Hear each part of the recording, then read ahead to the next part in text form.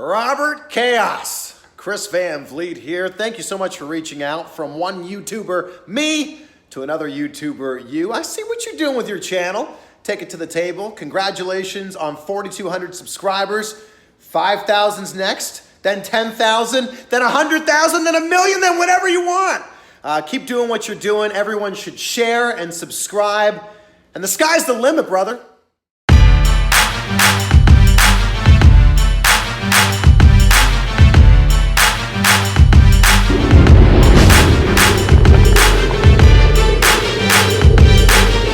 What's up, everybody? It's your boy Chaos, and welcome to a new episode of Take It to the Table. Applause as always. I always forget. It always put me off when they do that. It's just like it just put me off. Just randomly like random applause. But anyway, we've got a stacked show coming to y'all today. First, we're going to be talking about SummerSlam, giving our thoughts on each individual match. We're going to be talking about NXT Takeover as well. We're going to be talking about Raw as well, the Post Raw and Post SmackDown, as well as King of the Ring as well as the return of Wrestler 20 Questions. As we know, we are out for payback. We are for revenge because this guy come out with some random guy named Midian and completely broke the streak. Absolutely. They lost because I wasn't there. Exactly. We'll say that. We've got added firepower now, so yeah, we are definitely going to we better fucking win. You know what I mean? But anyway, before we get into all that, let me introduce the regular guests here. To my right, I have none other than Randy Prizzle. Give it up for Randy. Welcome back to the show, Randy. It's fine, I'll take the heel move. It's fine. I'm happy to do that. That's why I'm dressed in all black. So, you know, too sweet. Fair enough. And to my left, first off, he is back after a unfair absence in the last episode, but he is back. He made sure. Please give a huge pop for Mr. Rymz. Welcome back to the show, Mr. Rymz. Glad to be back. You guys definitely needed me last episode, so I'm glad I could be back and I'm glad I could be here, and we will win these Wrestler 20 Questions. Oh yeah, we have to. And also to my further left, as we all know that he is also one of the regular guests here. But yeah, without further introduction, you'll know who he is. Please give it up for Ridez. Welcome to the show, Ridez. What's up?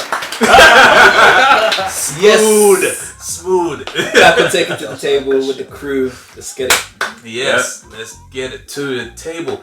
Wait, what? No. Without further ado, let's take. Oh God. I know. That turned God very quickly.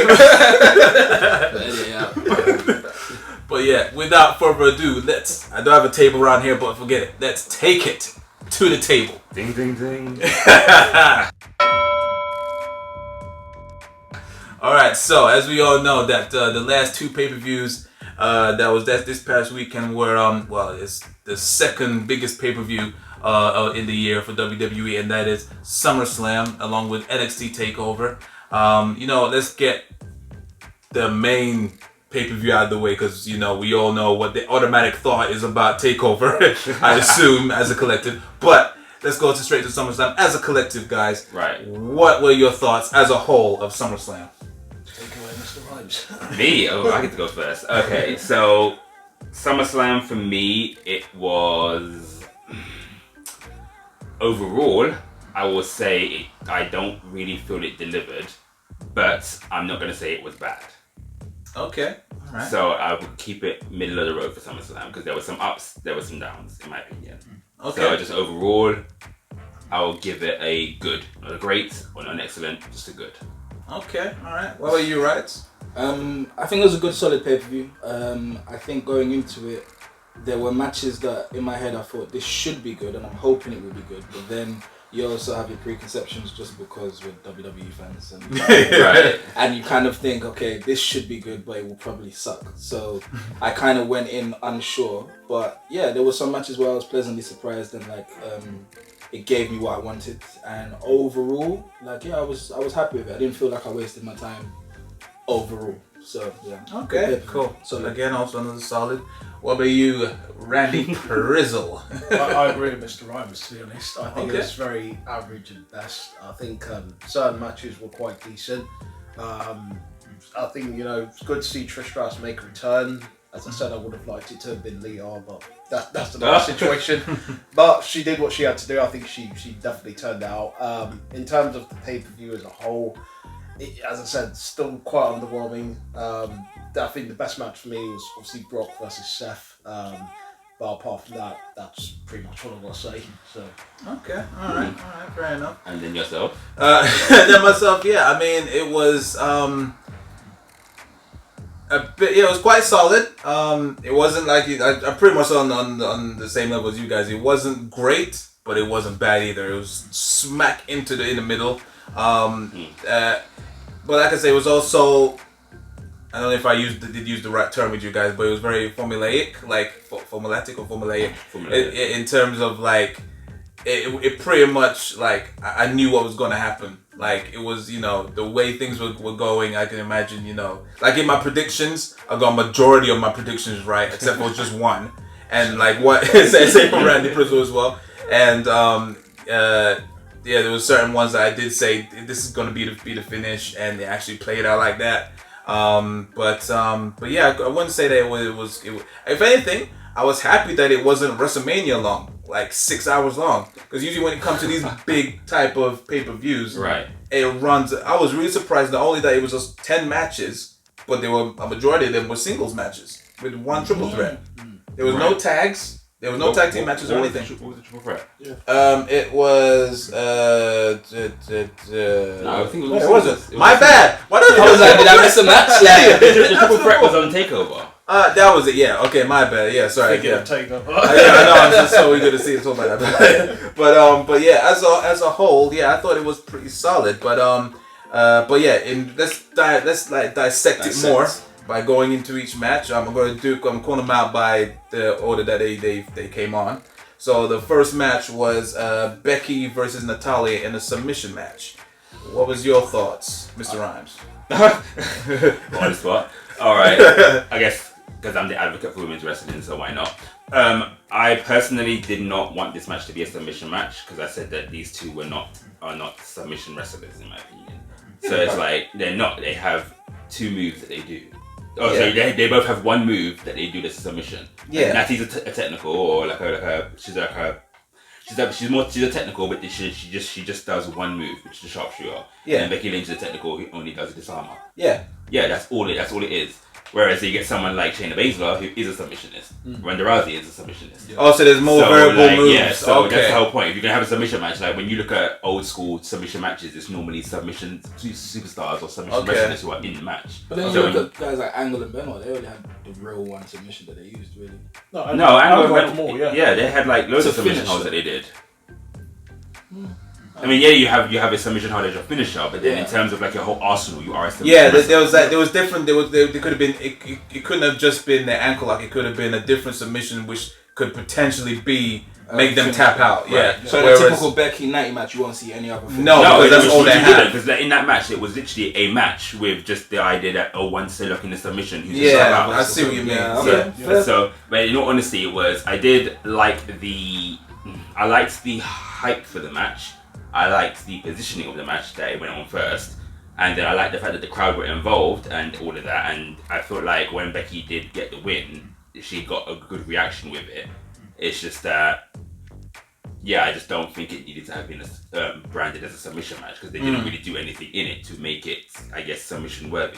Yeah, 100%. Yeah, I think it was just something slapped on. I think it's a gimmick, and just because it's Natalia and it's in her hometown with the and submission. Yeah, so I didn't like the rope. I didn't like the rope didn't break.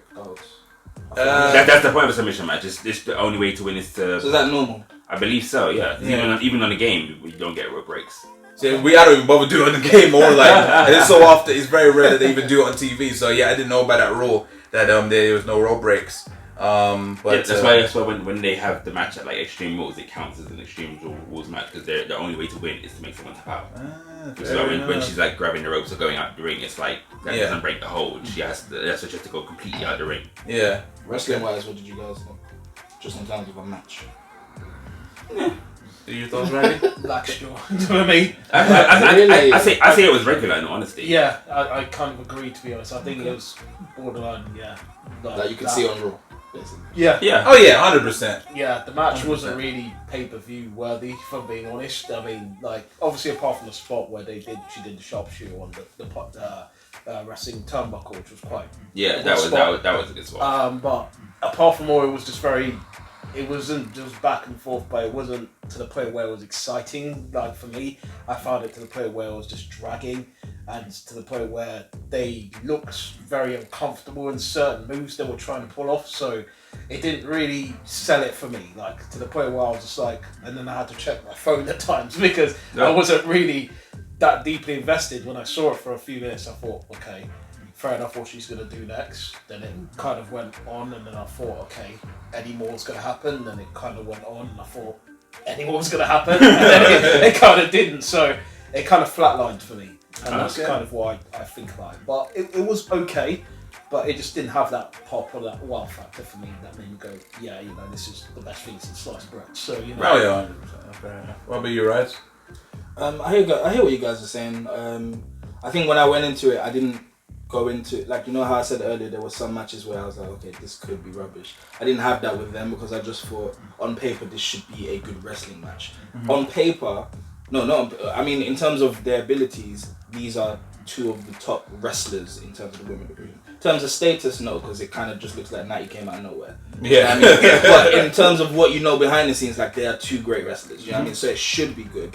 But yeah, I think when you add the fact that yes, it does look like Natty's come out of nowhere, it does look like Natty's not going to win because like her win would be completely random. And you look at who Becky has defeated, why would she just randomly lose to Natty? You know? Yeah, exactly. exactly. You know what I mean? So it kind of just looks like almost filler, but you know it's the writing was on the wall. Yeah, right. But it was still enjoyable. I completely get what you're saying now in regards to the submission, and it's a submission match, but it wasn't a submission match because it's just finisher versus finisher basically. Yeah. But I mean, there were some good spots. They got a little bit rough when they went outside. You know, and it was a nice lengthy match. Should it have been the opener for SummerSlam?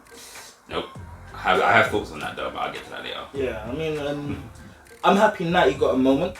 Yeah. Because it seems that's all they give her these days, moments. Yeah. Yeah, I mean, I suppose a swerve would have been giving her the win, but then that would have just destroyed anything Becky's done for the past 6 months. So there's a lose-lose in that sense. So it was just another match. As for what happened the next night, we'll talk about that. Yeah. But like that should have been SummerSlam. You know what I mean? Yeah. Right. Fair enough. Okay. And next on the card was pretty much the second best match of the best match of the event. Goldberg versus Dolph Ziggler. Now, I am looking forward to hearing what he wants to say on this one because if you saw the messages that he was sending me, he wanted to quit. You know what? Yeah, sorry, guys. I have to go and get this guy's thoughts first. What are your thoughts on that match, Ridez? Right. No comment. So listen, look, I'll tell you guys, you've been watching the show for a while now. Sometimes I come to the show and I'm a bit behind. So I was cram watching, trying to catch up. And I watched SummerSlam live, I watched the first match, and then I stopped after the first match and said, you know what, no, I want to catch up and see the build and then watch. And that was a big mistake because I just invested into nothing. I was like, okay, this whole thing, Dolph's giving little shots at Goldberg. It looks cool. Miz, Shawn Michaels, I'm thinking, alright, cool.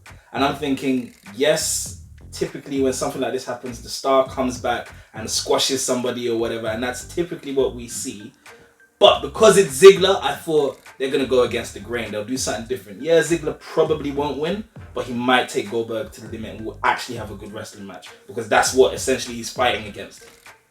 And then they just gave us that. And it was just, it started off great. Like the super kick was like beautiful. And like I said, I think it was 2. Yeah, gave him 2 super kicks. And then just downhill from there.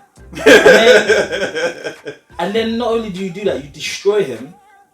Props to him, he's an amazing seller, but that doesn't matter at this point. He lost the match, and then the whole coming back to beat him up, like, like 3 spears he took. Yeah. One in the match. Like you're literally, and it's the same feeling I had when he was competing for the title against Kofi. It's like you are this bad man in your promos, and then you just lose like in like devastating Crazy, fashion. Like, devastating fashion. Yeah, you're you're right. And I know it's like, you know, if we're getting technical, it's not real. It's writing, it's storyline. I know, but you're just making it hard to believe in Ziggler.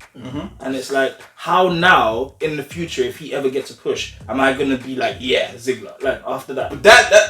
That potential that was long gone. Yeah, but I personally I'm a Ziggler fan, so I always have fair a little enough. bit of hope. You know what I Okay, mean? fair I'm enough. saying- As you can see, yep. This is what I'm saying. He's wearing the shirt for me. Like literally, and I literally thought, yeah, we're gonna have a good match. Ziggler will do some awesome sells. There'll be some spots. Goldberg will win overall and redeem himself, which will be good for him. But Ziggler will come out like the star, like taking Goldberg to the limit, and then yeah. And now it just looks like that's his gimmick now, that he's gonna be on a losing streak. Essentially, right. You know, and that's been his gimmick for the past 10 years. I honestly thought that when they first gave us the Dolph Ziggler kicked Shawn Michaels, I thought, okay then, so is it gonna be a thing of, because yes, they alluded to the fact that like Dolph Ziggler is the kind of this generation's Shawn Michaels in terms of his performance and stuff. So I'm thinking, okay then, so similar to the way that I assumed on that night that they were going to give us, or I assumed that at SummerSlam leading up they were going to give us Charlotte versus Trish. I assumed they were going to do that, but then it was like, okay then, so are they going to also give us Dolph Ziggler versus Shawn Michaels? Yeah, and, like passing the torch type of thing. So then it's like, okay then, so Dolph Ziggler is now essentially your Mr. SummerSlam, your Mr. WrestleMania, like okay, he gets that kind of Nod on the head. yeah, whatever. Yeah. But then they're like, oh, so now he's gonna be fighting the Miz. So I was a bit like, well, that was kind of just like, No one really asked. yeah, for that. no one needed that rivalry or anything like that. And then it's like, okay, And they had that already. Like, sorry to cut you off, but I mean, like, they had that already, and their matches were good, but no one wanted that for SummerSlam. right? But, It's yeah, like we didn't need that match again. Yeah. And then it's they say, okay, so it turns out he's actually facing Goldberg, but he only found out about that the SmackDown prior. No, the Raw before. Yeah. Was it the Raw? After he Yeah. signed the Oh, contract. yeah, so it was Yeah. the Raw. So it was the Raw before, and then you got on the SmackDown. He had like his 2 matches or whatever. So he attacked with Mysterio, and then he had a match with Ali. Yeah. But then so you kind of build Ziggler up in those moments, and then you get to the match, and it's like, okay, then so. I'm not saying that I thought that he was gonna win. Just more, yeah, like you're saying, more of a like, fight. just give like a little bit. Then, okay, so I had work on Monday, so my thing was when you're up at like watching the pay-per-views, I'm like in and out of the pay-per-view, kind of doing stuff and get ready for work. On this match, this should have been my breather, but I was at 10% of me was like, okay, I feel like they're gonna do something, or like Dolph Ziggler will have like a moment. So I was like, rather than me prepare and whatnot, let me just actually watch this match, and then that It was formulaic. That's a perfect reason. It was a formulaic. spear, a jackhammer. He got Let the me win. ask you guys something, because I watched the builds of the last few Raws and SmackDown I've been watching on YouTube. I haven't watched full length episodes of Raw and SmackDown. And you know YouTube edits stuff out and kind of give you the diminished version of it, right? So, because I know the night after Dolph lost to Kevin Owens in about 10 seconds, that was the first dig, because Miz was like, that was bad, and he was like, yeah, that was Goldberg bad. Yeah. Goldberg bad. Yeah. So he's just been doing little tiny digs. Little tiny digs, yeah. That's what So they were doing. essentially, up until the moment where Goldberg was revealed, Yeah. you might not have known. It wasn't obvious that Goldberg and Ziggler was actually going to happen. No, because the match that was hyped was Ziggler versus Miz. Yeah, exactly, yeah. And it was And then I remember Miz said like, yeah, so the contract side now, and I will face you next week on Raw. So people would think, did he just botch so it? that- And then he had to swerve, and it was gonna be Goldberg, and then the crowd knew, like when he said that, it was just like, they were just like, for fuck's sake, like, yeah, again, the writing was on the wall for him. To be honest, when he looked at Shawn Michaels, It looked. I was hoping for that. I did actually think it could be Shawn Michaels. Yeah, that, Because yeah. the way they build You're it right. up when he, obviously super kicked Shawn Michaels. Yes, it It makes looks like- sense. Yeah, exactly. Yeah, It that looked wrote legit. itself. And They then did that on purpose. They Yeah, they of course swerved. they did. So when Sean said it's not me, who were you thinking? Well, at that point, it was kind of obvious it would be Goldberg. 'Cause Yeah. That's the only person that Dolph Ziggler's been mentioning Yeah. in his promos. Yeah, But has he been mentioning him significantly? Yeah. yeah, like in digs. Yeah. Just Okay. keep saying like, yeah, like The you're crowd worse was than trying Goldberg. Goldberg at that point. That's what I'm saying. Yeah, I- so I- it was quite obvious. To be honest, I hoped it would have been another swerve. That's what I kind of thought, because I thought it would have been another legend, someone different, like I don't know, Rey Mysterio or someone. I mean, obviously I know you faced him the night before, but the fact that It it made was more sense. Yeah, it was obvious that it was Goldberg. We kind of knew it from the chance. He kind of said it all. So it didn't really make it like, oh, it's a big deal, it's Goldberg. And then when it came out, for me, it was just like, oh yeah, it's Goldberg. Like I said, You know what I mean? like I said in my predictions, this was just a redemption match, a chance for him to redeem himself after Super Showdown. 100%. The same thing what they did with Undertaker when they put him with Extreme Roman Rules. Reigns, That was and it. that was a good match. Now they So can it was ride just- off in the sunset. Yeah. That's it. To be honest, he didn't redeem himself. But it was better than Super Showdown. But it was better than He didn't Super watch Showdown. anything. He did well, true. Yeah. You know what I mean? That's Like, Extreme Rules. Something like that. What? That tag team match. Yeah, Roman Extreme Reigns Rules. and What was I doing? Why did I not see that match? Probably doing something important like breathing. I remember you, Right? Because you when we I was Stomping Grounds and we did the thing you weren't there. I don't know. Fuck, I don't know. Yeah, I don't know. Why did I not see And then they came up with that awful T-shirt. Oh yeah. Someone bought that. You know, Of someone course. Was it the Hounds of Darkness or something like that? Or something like that. Or the big It's dogs. our yard. That's what it's someone dead. So Listen, back to the Goldberg and Ziggler thing. For me, I was just disappointed. Like I say, it was one of those matches that on paper, like, yeah, this should be good. And it's not even that it wasn't good. It was the complete opposite. It was like that's 100%. bad. And apart from it just being bad, it was just more painful as a Ziggler fan. Right. I can look at both sides and say, okay, that spear was awesome. Like Goldberg looked good. I'm not gonna hate on him. It did look good for Goldberg, but it was just. like I said, and also another thing, Ziggler did. He was Shawn Michaels when Shawn Michaels was facing Hulk Hogan. When he oversold. Yeah. That's what Dolph Ziggler was pretty much doing. He's a good seller, like you say. He's one of the best sellers in there, but he overdid it. Like Listen, Shawn Michaels overdid it. Even my girlfriend said, "How can he flip and get back up like that?" Literally. Right. So It was absolute I cluster. think for me, for the point on Goldberg, it's good that I think this potentially is his last match. So we won't see him. you don't want to see Goldberg anymore.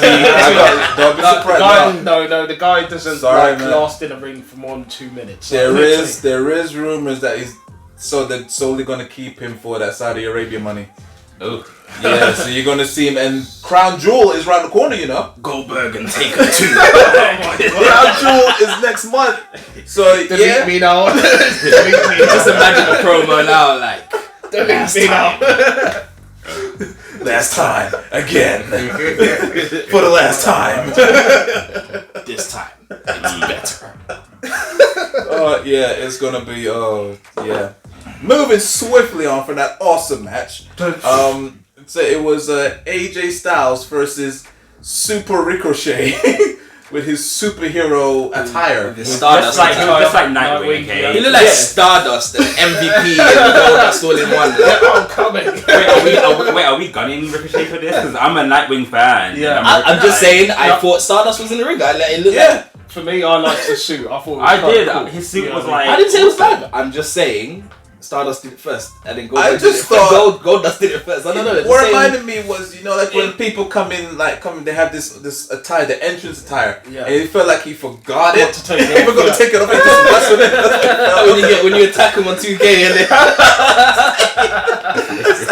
listen, to be honest, I felt the same whenever I see MVP or Goldust. Yeah. I just feel hot. Like it's just that can't be comfortable. It's like too wrist to confident. ankle. Like it's a lot. I'm not dissing.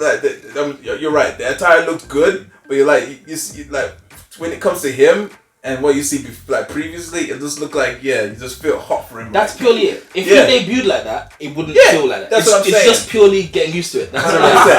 I know, 100%. yeah, it was a bit weird him coming Yeah, out like yeah. that. But 100%. I still found it cool. Yeah, it Because, you was know awesome. what I mean? It was different. Nightwing homage, like, Yeah. I'm here for that. And the superhero kind of look, it works for him. Yeah. Fair enough. But yeah, what's Didn't your he thoughts? not have it the next night? Like, No, he very didn't. good, yeah. so Yeah, it's like very a good, pay-per-view special type of Yeah, a bit too pay-per-viewy. Like it was definitely like out, compared to what other people do. They do something subtle, but Not yeah. really. We had three references. So you had I know Alexa Bliss. Yeah, Alexa Bliss was Toy Story and Yeah. Karen Woody. She was Buzz Lightyear. But I'm saying like it's still in her Woody. same like suit, like her style. It was still in her style, like. Oh, but with right, obviously right. Ricochet, he went completely left by having an all ones like a onesie, like you know what I mean. But that's what I'm saying. It wasn't Okay, I get where you're as coming subtle. But with this match, I can't invest in this match or say that I saw this match because I think other people like myself who had problems with the streaming from the network. So for me, this was the match that it kept jumping, it kept buffering. Yeah, it they're kept still having everything. problems And then ever since they updated when I finally like got onto the match, it was showing me the replays of it had already finished. So I was like, oh, okay.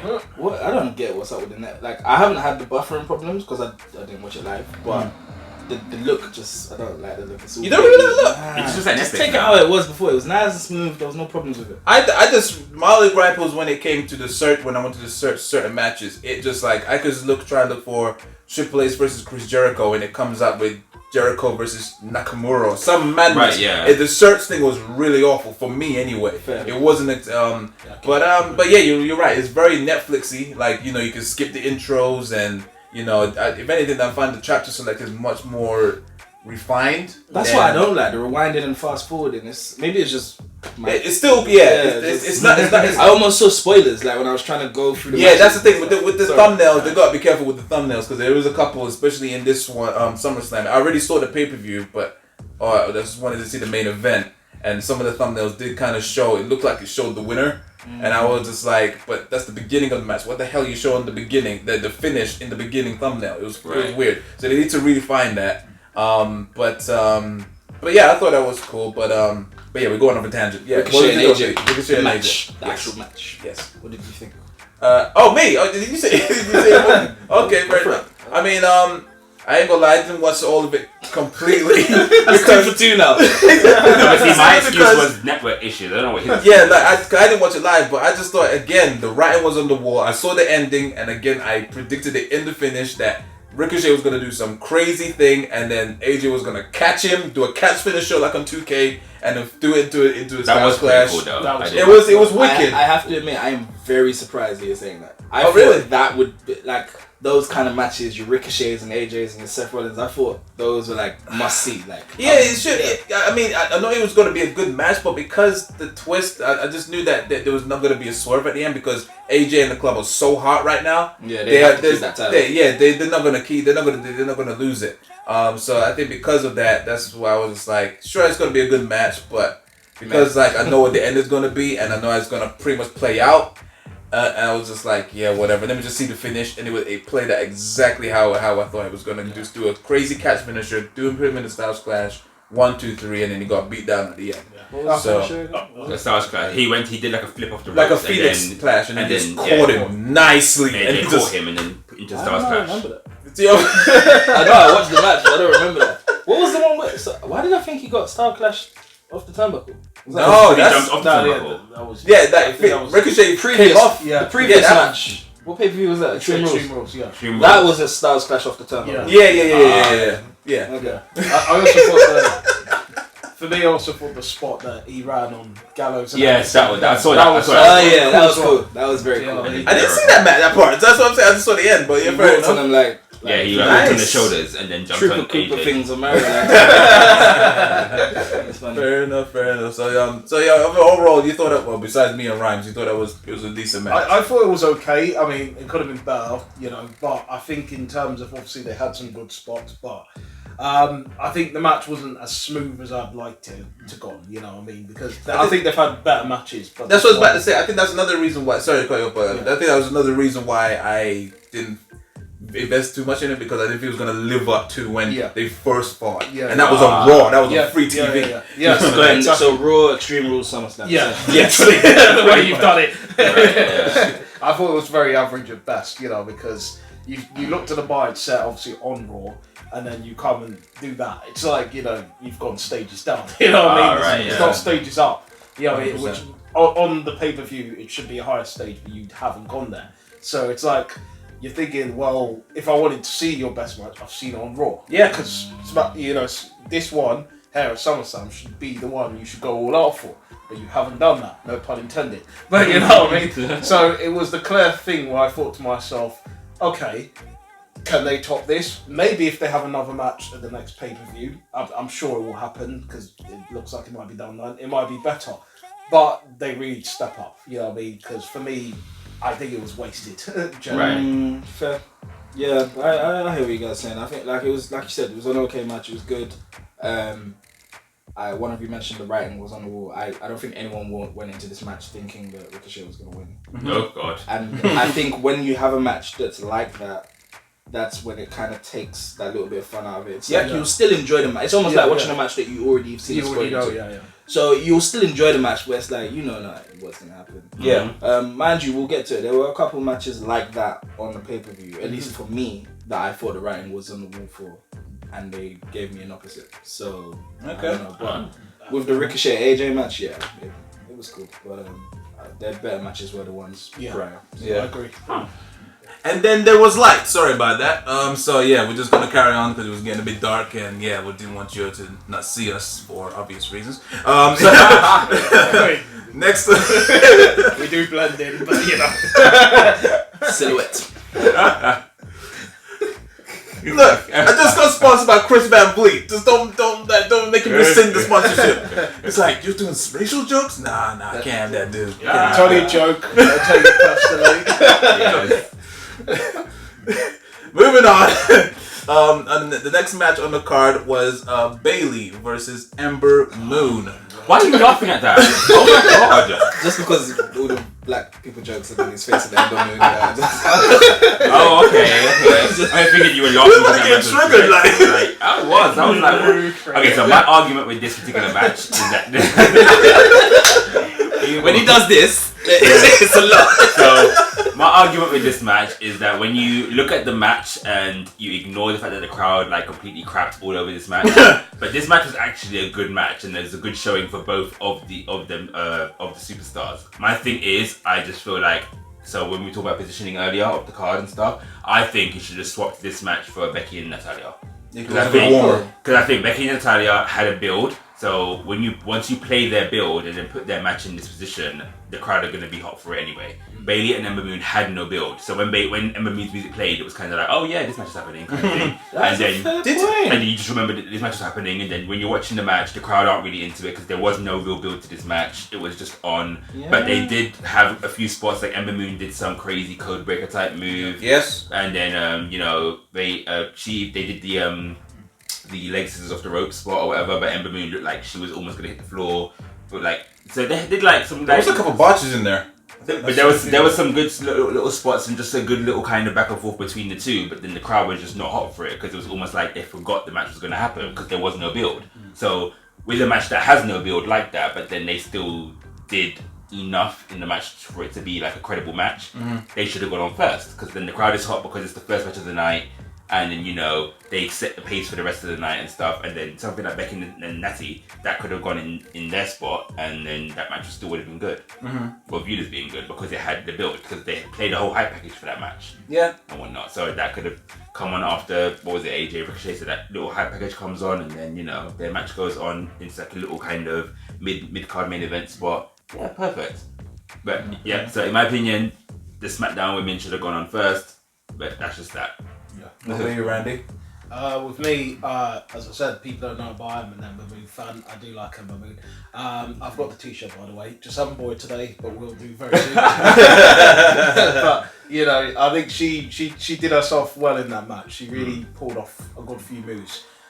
Bailey, on the other hand, you know what I feel about Bailey. I said it on the last show, Take It to the Table, literally, that Bailey I'm not really impressed by, and I've never really been a sort of Bailey fan in general. But I think in general these two did what they had to do. I think Ember Moon obviously was more the star in that match in terms of where she did carry Bailey more.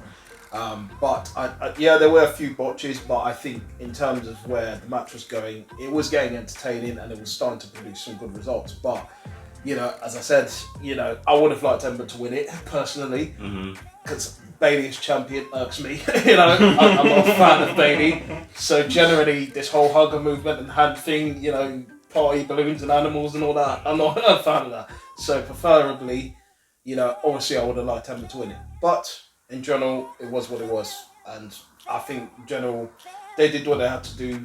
Probably the better of the women matches between the two, I felt, for me, but could have been better, but it was good. So okay, what about you, Ridez? I thought it was a good match in the sense of just like the wrestling aspect of it. It was nice. Like Ember's a great athlete. I think Bailey's great as well. When they push her in the right direction. I saw you shaking. Her title reign hasn't been great. I think the greatest moment of her title reign has been when she won the title. Yeah. Yeah, that's it. You are absolutely 100% right about the no build, and you brought up a point that was almost like a light bulb in my head. It's like, yeah, you're right. The first match on the pay-per-view, they don't. 9 times out of 10 they won't play the build video because it's the start of the show. So the pyro, hey, welcome to SummerSlam. These are our German announcers, and then boom, that would be the match. So it would have made sense. Absolutely right to put that match go there first because they had stuff in the match that the crowd could have been into or should have been into, but because they just came out kind of in the midst of three bigger matches and stuff, and then it was kind of just like filler spot, like send Ember Moon and Bailey out, and this is literally how it came across. Yeah, and then it was just like, okay, yeah, this match was happening, we remember this match was happening, but then why should anyone be invested in it? Yeah, and it would have done favours for both women's match because as good as Becky and Natty was, Ember and Bailey was the better match, and it would have done better for them to start off the show hot like that, and then it would have done better for it would have just made Becky and Natty hotter to remind them of the build and what they've been through, because the build for Ember and Bailey was just, hey, I'm your friend, but I want the title. It's just a bit. There was no build. Yeah, it was a bit stale. It was just like Ember's won this opportunity. Hey, we're friends, but I'm gonna throw you over the rope anyway. It's just, you know what I mean. So there's that. The match itself, it was cool. But that's it, really. I was even just then I was gonna say something, and I was like, it's just so not important. The build up was silly. There was no build. So just like, it would have been cool if Ember won. That's something what I was gonna say. I think it would have been the perfect opportunity to kind of solidify Ember as like one of the main women on the roster right now, because she's been there for a while. She joined the roster. Did you know? Yeah, I was about to say. Did you know that is her first singles match pay-per-view on pay-per-view? Like, I mean, like she's been in Money in the Bank. I think she's been in Money in the Bank twice. Yeah, both of them. But this is her first single, and she's been in the main roster for like 2.5 years. It's crazy. I just think that the match had opportunity. The feud, if you want to call it that, has opportunities or had opportunities to do so much with it. They could have had the friendly match where Bailey still won, but then Ember attacked her at the end or something like that, where it could have built into another match. And that's the point I was going to say that I forgot. Sometimes, a lot of the time, face versus face can be great. I mean, look, Austin and Rock, things like that, like one of the most memorable feuds. But sometimes the crowd are just not into good guy versus good guy, or good girl because versus you good don't, girl. you don't If know there's no build as well. You don't know who to like really root for. And again, when you just kind of, given that you had 3 hot matches go on, and then you just play Ember Moon's music, and then it's like, okay, then Bailey's gonna come out too. You give them the title introductions and stuff, but then by this point it's like, okay, this match is happening, but there wasn't really much of a build, and then you kind of don't really remind people why they need to care for it. So then it's just like, it's a filler match, and that's literally how the match came off. I mean, I was invested, but then only because I wanted Ember Moon to win, but then I knew she wasn't going to, but I wanted her to win. And then it's just a thing of like, it just kind of came off as when you're listening to the crowd, and the crowd is literally like pin drop silent for the majority of the match, and it's just like, wow. Trying something irrelevant. It's just Right, it's just like, I wanted to ask you though, is it that you don't like Bailey or you don't like main roster Bailey? I don't like Bailey in general. So even on NXT, you didn't think she was putting on matches? Like, literally. She put on some memorable matches. I mean, she was killing it on NXT. She did do good matches, but like, you just don't like the gimmick. Yes, just the whole gimmick. Like, she needs to just. Like, she's an underdog gimmick, but then they've ruined her. Because she won the title, and it's like, well, you still go with this underdog gimmick, so get rid of it. She's not even that she's won the title. She's like a Grand Slam, Triple Crown. She's all of them. Yeah, that's what I'm saying. She's held everything. But the thing is, she's not hyped like because I think all she's her the reigns thing have about been John dead. Cena. All her main roster reigns have been dead. When she was Raw Women's Champion. Yeah, oh god. Not because she's dead. It's just the writing's been poor. Yeah, of course. They could have shot her and Sasha to the moon with that feud, and they just, you know what I mean? Yeah. She wasn't champion during that feud though. No, she wasn't. No. Why do you like the fake Bailey in AEW then? Because she keeps her gimmick going. That's the thing. She doesn't just stop. Like, her. Ring, her. I'm sorry, I should know her name. Yeah. She comes out to the ring and she still keeps it going. She still keeps everybody entertained. She still does this funny. And she has a better moveset. Yeah, she does. You know what I mean? She sells her things really well. And she's a good seller. I'll never forget that super kick from hell on Double or Nothing. Yeah, there was. And if I was Bailey, that's what I would aspire to be. I'd aspire to be just like that. You know what I mean? Where my gimmick is going to be constant. You know what I mean? Not something where it's just going to be like, I'm coming to the ring, hands up, and then party animals come out, and then you're nothing more. Right. You know? So it's just really an entrance thing for her. Yeah, you know. Okay, I'll give you that. Cool. Fair. Fair enough. Okay. Okay, yeah. I didn't say my thoughts about it. Yeah, I couldn't give a fuck about it. Did you even watch the match? I didn't. I actually didn't. I mean, because again, the writing was on the wall. Like, because there was no build, there's 0 to no chance that everyone was gonna win. That's just the way how WWE. If you're in WWE's world, You're used to the formula. That's the formula. Like, there's 0 build. It is just an excuse to put Bailey on the TV and just make her get a quick pop. I must say this reign that she's having is the better reigns that she's had out of all of her reigns. This is a better one. Even though I feel like she's been built better because she's built well built. She's Talking been about the built main well roster better. rings. Yes, 100%. Yeah. So it's only been it's 2 now. How many times has she been champion? Twice. SmackDown once, Raw Raw once. once. Yeah. But on the Raw one, she lost it in her first her second defense. Yeah. Yeah. Her first defense was WrestleMania, and then she won the Fatal 4-Way, and her second defense was Alexa Bliss. And she Yeah, lost it. 100%. Yeah, this is the better. Yeah, definitely. So it's because they built her up better. She's more credible. But I agree. I don't hate her. I don't like her. I just meh to her. Like what to Bailey. Yeah, that's just how I feel. It's because of that I tuned out. So for when me, it if I wanted kid wrestling, I would hire Nicholas back instead of Bailey. Literally. You know what I mean? But it would have been a nice swerve if Ember Moon would have won. But yeah, I just need if you know how WWE thinks. Or should I say Vince thinks, then Bailey was gonna win, so I skipped that. So moving on. Next match was Kevin Owens versus Shane McMahon with the stipulation that if Kevin Owens lost, he would have to quit WWE. So again, I'll just throw it out there again because of that. The writing was on the wall. But see, so my thing of this match was that I thought that given that the WWE are in Canada, they like to swerve, they like to troll crowds. Yeah. So I would have. So in my prediction, this is the only match that I predicted wrong, by the way, because all my predictions were correct except for this particular match. But I said that they were going to have it so that Kevin Owens loses, because I think the prediction was that he would quit. Yeah. So it wasn't that he was going to get fired or whatever. He was going to quit. Right? Yeah. So then I was like, okay, so if that's the case, then he'll probably go to quit or whatever, but then it will be a thing where Shane will come out on SmackDown and say that, okay, well, as his boss, he's saying that he's not allowed to quit. He has to kind of, Okay. And then now it's going to be a guy hoping of Shane still trolling or whatever, okay. Still doing that. So I was like, okay, so probably Kevin Owens will lose the match, but then the swerve will happen on the weeks prior and stuff. But then also, again, I had work on Monday. I skipped this match. I was getting ready. I did everything.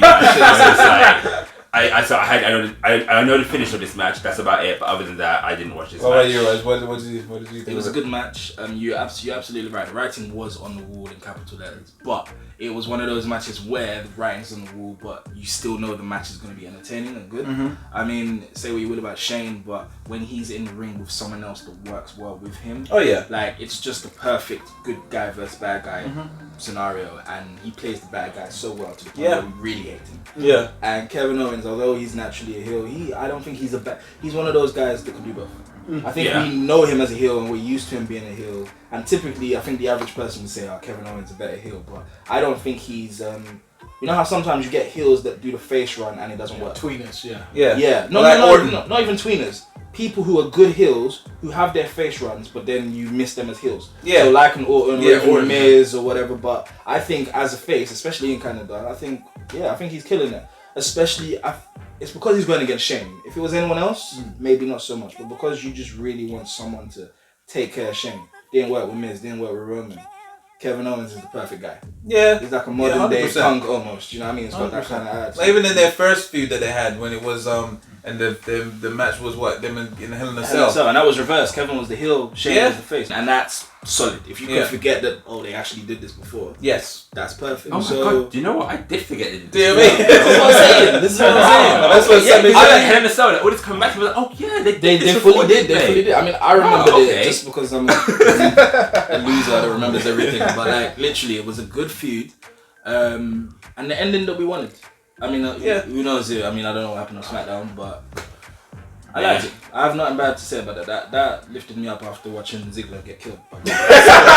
I was happy with that. Yeah. For me personally, I would have wanted obviously the best in the world to win it. You know. Oh my Oh, god. I thought you hated Shane. No, I like Shane. I like Shane. You know what I mean? Because the thing with Shane is that Shane is able to be methodical with his approach. He's very slow, but he's to the point where he makes his impact in a pace where people, you know, are literally like, oh my word, Shane just did that. But at the same time, it's like with Shane, it's the case where Shane just knows how to do some heel things very good to the point where you're like, I hate that. You know what I mean? You are an absolute dickhead, but I like that. You know what I mean? But that's the thing. What I like about A better Shane. version of Baron Corbin. Yeah. I was gonna say, you're a bit hypocritical if you really did not like Baron, but you like Shane. I dislike Baron. But you like Shane. That don't make sense. But the thing is, with Shane McMahon, as I said, Shane is more in the role where Shane is like managerial of it. Baron Corbin was forced down off throats. Because Baron Corbin was a previous manager.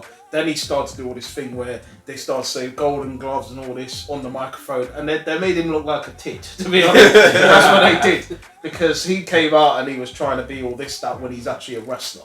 Do you know what I mean? That's what I didn't like about Baron Corbin. Yeah. And his attire too, it sucked. Why are you going to wear that in the ring? You know what I mean? Yeah. But still, back to Shane McMahon versus Kevin Owens was a good match. I liked the fact that these two went back and forth.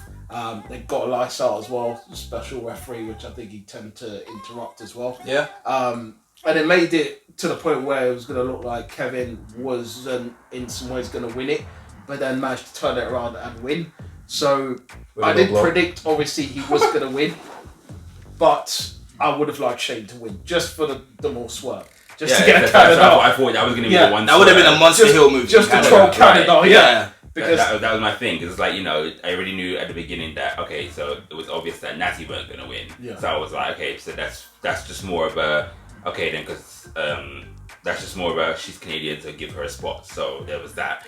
And then I was like, okay then, and then when it came to this match, I was like, okay, so there's one of the 3 matches of the Canadians that are going to be there. The one that you kind of think, okay, you don't want them storyline to lose, but it's again the biggest troll. Yeah, it would have like, okay then, so yeah, that's what I think that's why WWE are very good at that sometimes. Yeah. So I was like, okay, then this will be the match that, you know, it will be some kind of politics or whatever, but Kevin Owens will lose, and then like I said, like, but then then his thing was that, oh, if he loses, he will quit. Yeah. And then I would have been like, okay, on SmackDown, Shane might have said, oh, you know, well, I'm still your boss and you're not allowed to quit, or there's a I revise your contract or something like that, so therefore you're not allowed to quit with him, blah, blah, blah. So, you know, and then it's again, he's still trolling, and it's just kind of like so he carries on the character. But my one critique of that match would have been the fact that for about 5 minutes, Elias was kind of telling Kevin that I'm the referee. I think at one point he was almost daring him, go and hit me or whatever, because you'll lose the match. But then he cannonballed him, and nothing happened. He cannonballed Elias and the actual referee, and there was no disqualification. Yeah. That kind of, it's like they contradicted themselves in the same match. Technically, he should have lost the match. But they do that a lot though, because wasn't there a rope break in the cage match? Yep. Like yeah, exactly.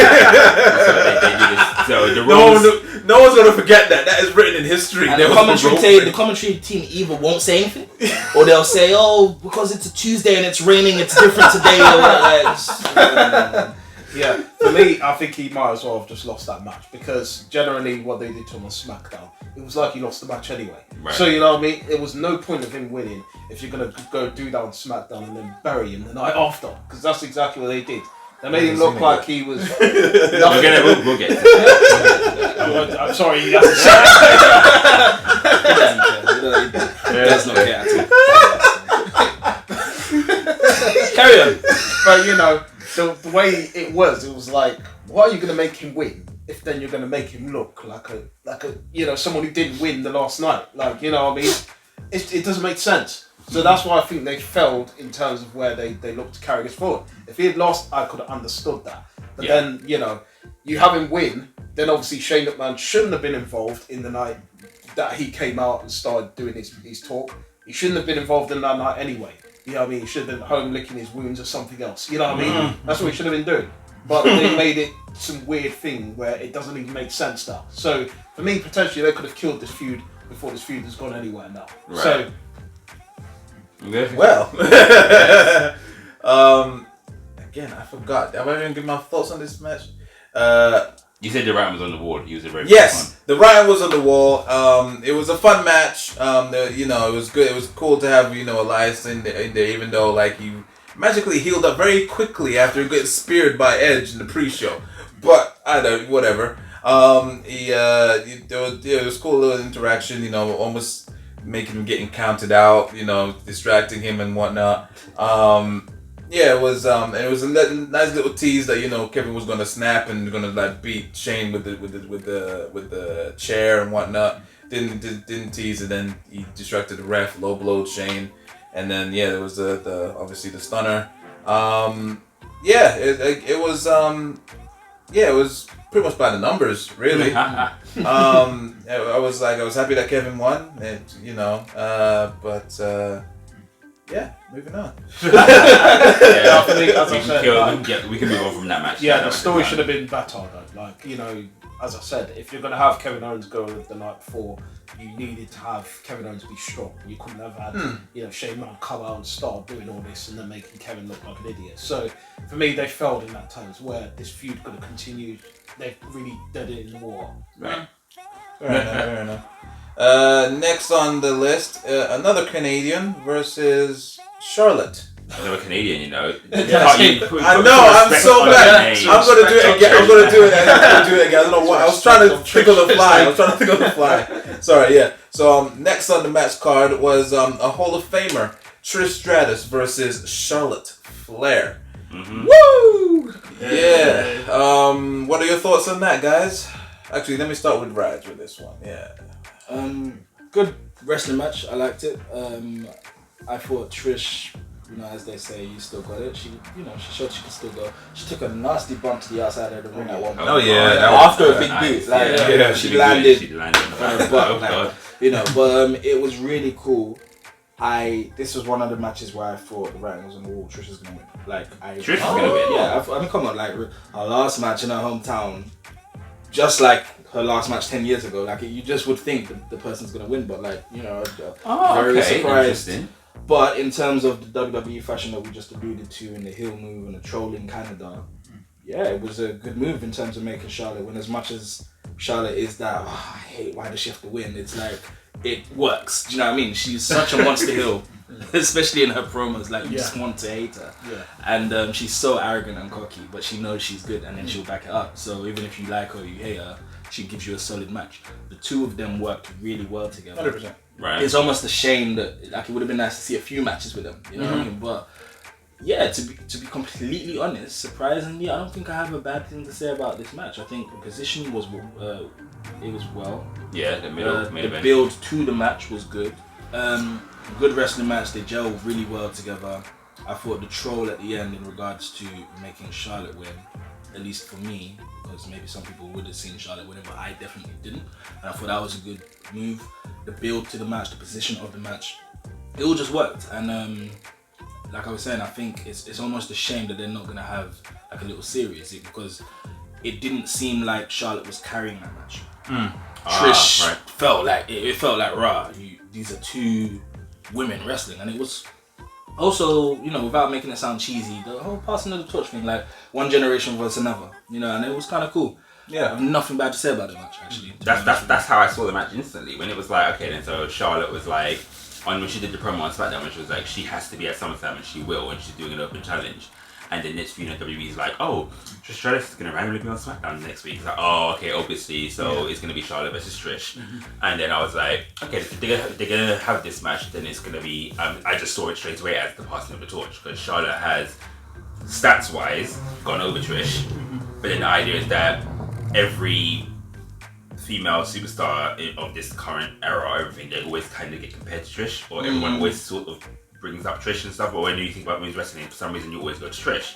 So it's just like, okay, and so the fact that if this match is going to happen, the idea is going to be that essentially you're just passing the torch to Charlotte. So now it's the idea that Charlotte is the woman to beat, or she's the measuring stick. Yeah, so the man, no pun intended. So that she is like the one that everyone now from here on out will be compared to. It's like, okay, so are you on the level of Charlotte kind of thing? As like you know, so like I was saying, so when I said in the previous we talked about Kevin Owens and stuff, and I was like, yeah, so I saw it as all three were gonna lose because it was like in Canada, the idea is that all three of them are their hometowns, but then I didn't see Becky winning, I didn't see Kevin Owens winning because I was just like, okay, carry on that story, and I was like, and I know for a fact Trish is not gonna win, she's passing the torch. So that's just how I saw it. I think that's fair. Yeah. I think this is just gonna make this might push Charlotte back into the title ring. Yeah. Oh yeah, because she can't. She knows she's I mean, gonna I'm be not saying back. I want that. That is my reaction. But I'm just saying, how do you go from beating Trish at SummerSlam to then going back to floundering? Yeah, She never really floundered to begin It's with. gonna be next. I mean, for me, in terms of the match, very good match. I think Trish put, an excellent performance. I think we all thought Trish was going to botch a lot of moves. That's what I honestly thought that. coming back, I thought Trish was going to botch moves. She's going to botch hard. She's going to fall on her face. She's going to do something wrong. But she really carried it, and she really did really well. I think the Stratus faction she did off the ropes as well. Looked quite clean as well.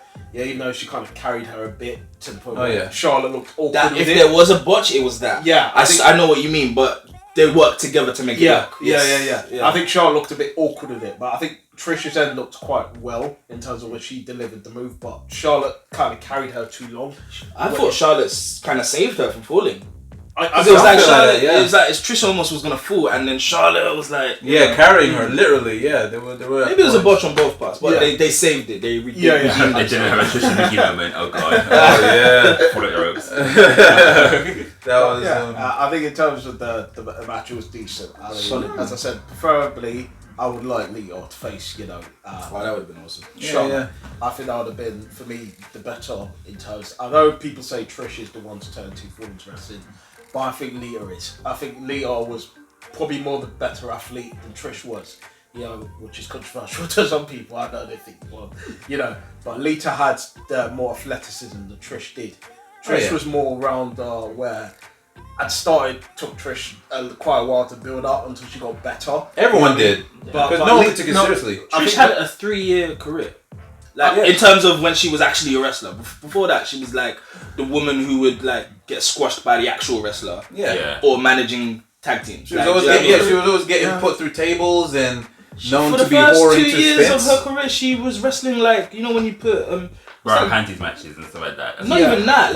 When you put Stephanie or Rico, whatever his name was, in a match, and they're facing a wrestler. It's like a manager in a match. That's how she wrestled. Yeah. And then all of a sudden, 2003, she. Well, it's 2001, wasn't it, when she started having little matches here and there, and she started. But that's when she was doing the manager wrestling matches, I think, man. It was a couple years later. later. No, she got injured because she went away in 2001. She got injured for whatever it was. Was it about a month or two? She genuinely got injured, but then she returned and she would have matches on Sunday Night Heat and stuff, and then she was genuinely getting better. Okay. And then that's when they decided, okay, then at SummerSlam they're gonna, at Survivor Series they're gonna have the 6-pack. And then it was just Trish won. It's I honestly thought when I was watching that match that it was going to be Lita that won. But it was no, Trish won. And okay. And then after that, on her first kind of reign, it was more or less, you saw her getting better and she was facing all the people that, she should have lost to, but she was winning and whatnot. And then eventually it was just okay, then, let's just let her.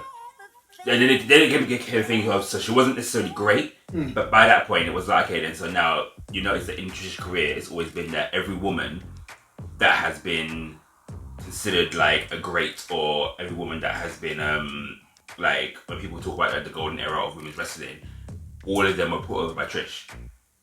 So in order for us to take Jazz seriously, she had to beat Trish. In order for us to take Victoria seriously, she beat Trish.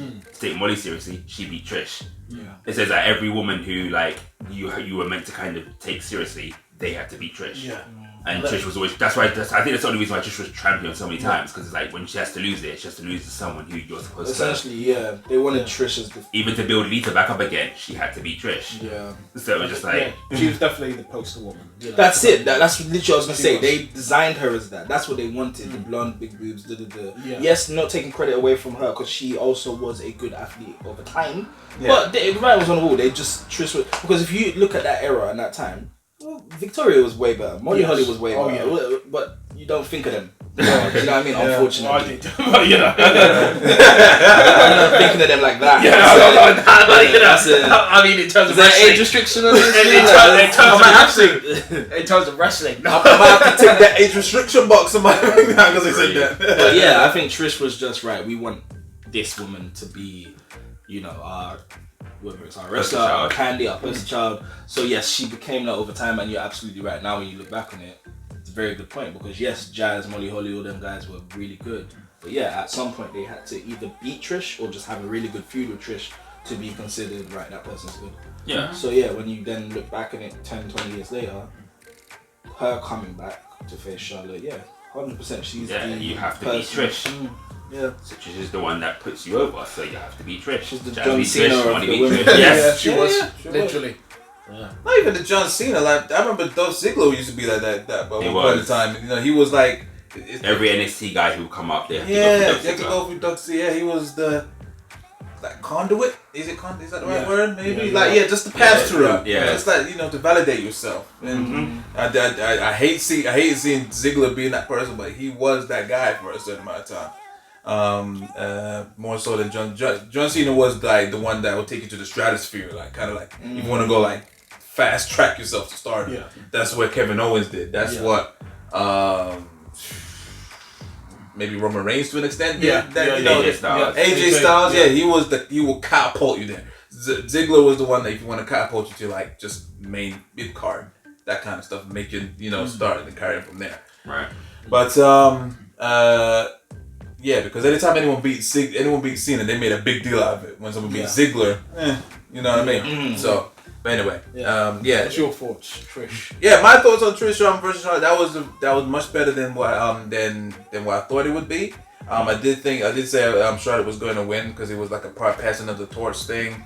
And usually nowadays, anytime when a wrestler says it's going to be their final match, that person loses. Angle, and who else, like Ric Flair. That's WWE's niche. Instead of making the person win, they flop Do the this, honors. flip it, do the honors, and they make them lose. And I was fine with it. This is much better handled. I handled this one much better. It makes sense in this one than it did with Angle. Losing. Oh, it really did. This one I didn't mind Trish losing. I'm happy, like, Elaborate on that. Because they both were out and then came back. yeah. Who? Angle and Trish. Yeah, they both left. They both stopped wrestling, essentially. They both and then stopped came back. wrestling. Trish stopped wrestling and then came back for this match at SummerSlam. Angle stopped wrestling and then came back for that match at WrestleMania.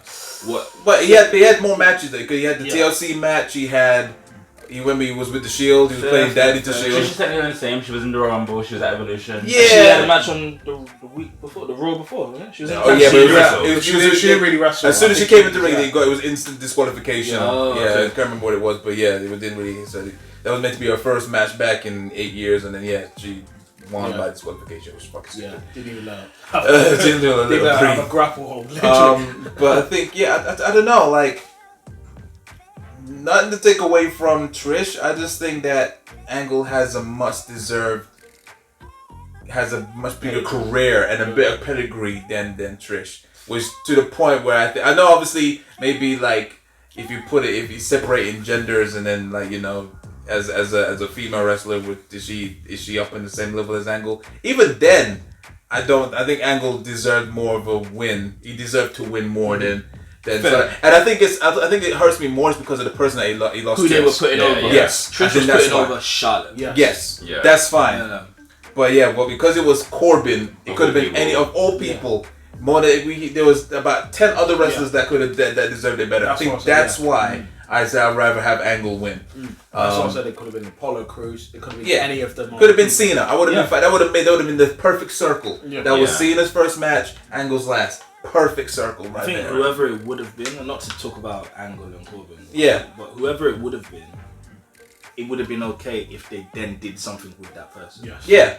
After Mania, Corbin had his thing with Seth, but it didn't shoot him to the moon. You know what I mean? He wasn't the top heel. Because they used the wrong person in the first place. Exactly. That's the reason. Like if it was anyone else, it probably would have shut them up. But because it was Corbin and he doesn't really deserve it, that's why it just flatlined. Yeah.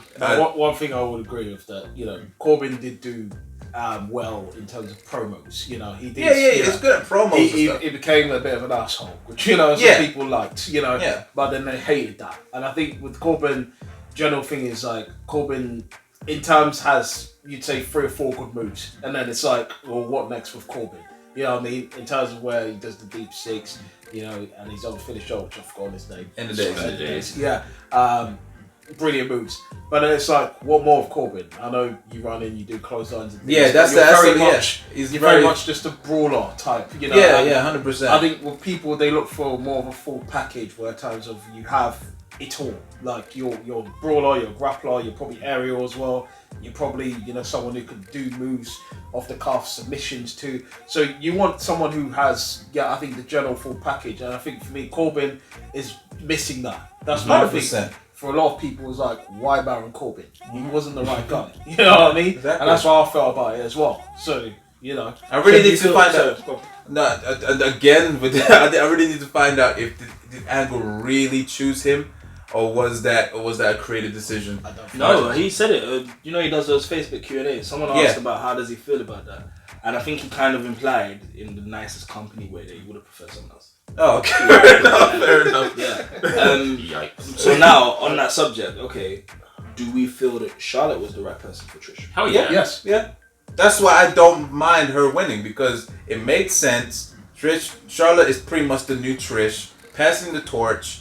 She can go, like, she has great chemistry with the majority of her matches. Mm-hmm. Obviously, it's a bit of an eye roll because now, like, anytime it comes with title reign, people would rather her stay away from the title reign, from a title, and put on great matches for now. Mm-hmm. I think that's perfect. Yeah, that's fine. Like, you know, over time you will get to your daddy's numbers. That's fine, but there's no point rushing it. You know, people are still invested. She's been on the main roster for like 3 years. Exactly. 9-time champion. Exactly. Like, you know, that's like 24/7. 24/7. That like, it's ridiculous.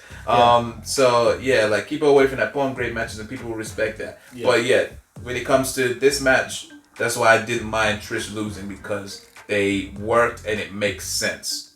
You know what I'm saying? It's no pun intended, because that's going to be the thing on this episode. It was an evolution kind of thing. It was a legit passing of the torch. There was no passing of the torch when it was Angle and Corbin. Right. None whatsoever. No. You know what I mean? Did favors for no one. Did favors for no one. Yeah. So, but yeah, this one is a nice little etch on Charlotte's belt that she beat Trish, and yeah, like, we ain't gonna hear the end of it in her promos. Yeah. And I think obviously to say, you know, Charlotte is the full package in terms of women's wrestling. She has it all. She has the charisma. She has, you know, the look. She has the style. She has the attitude. She has, you know, whatever it is to become a star.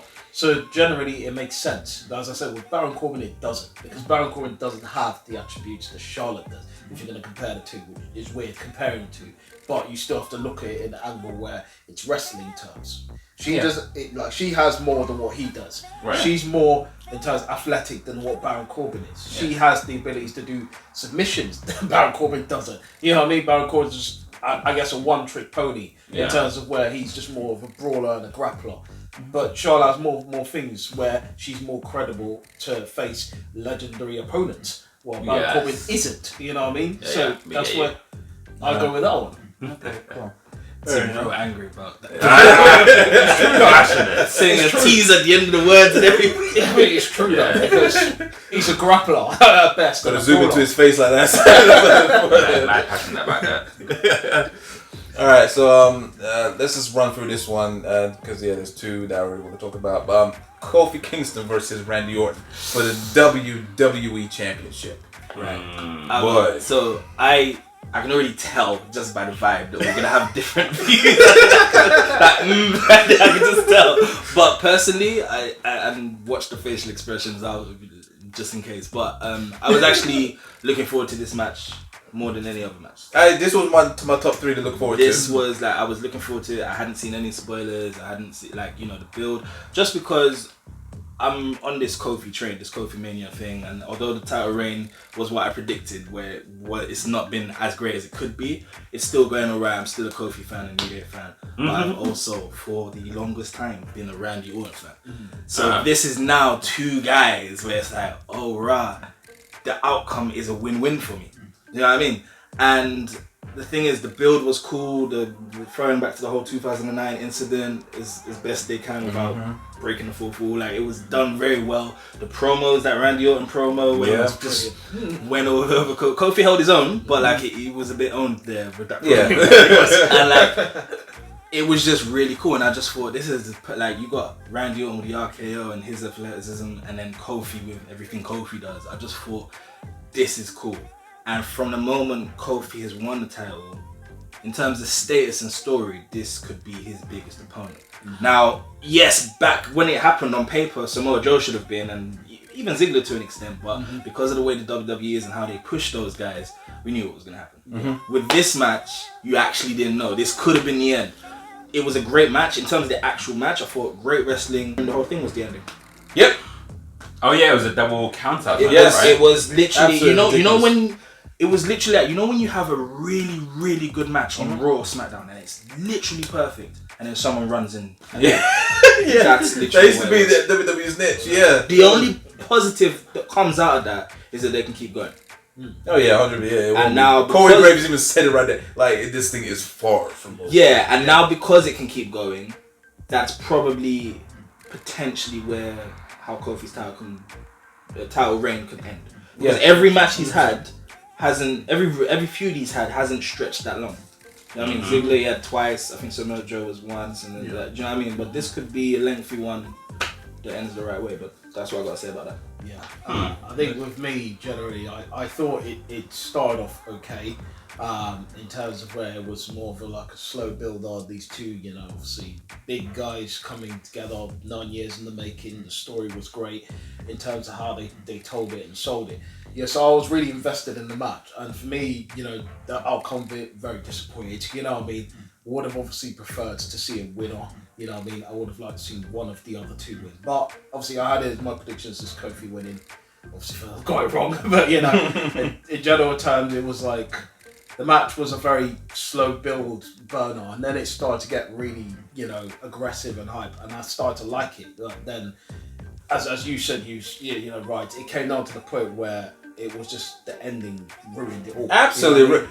And I swear that was the fastest ref count. Because they were outside for long. Yeah. And then obviously you just hear the bell ring, and I'm just like, what the hell? Like, it was basically a carbon copy of what Randy Orton did to AJ's family when AJ went nuts at the outside, and then it was double count out. That was Samoa Joe.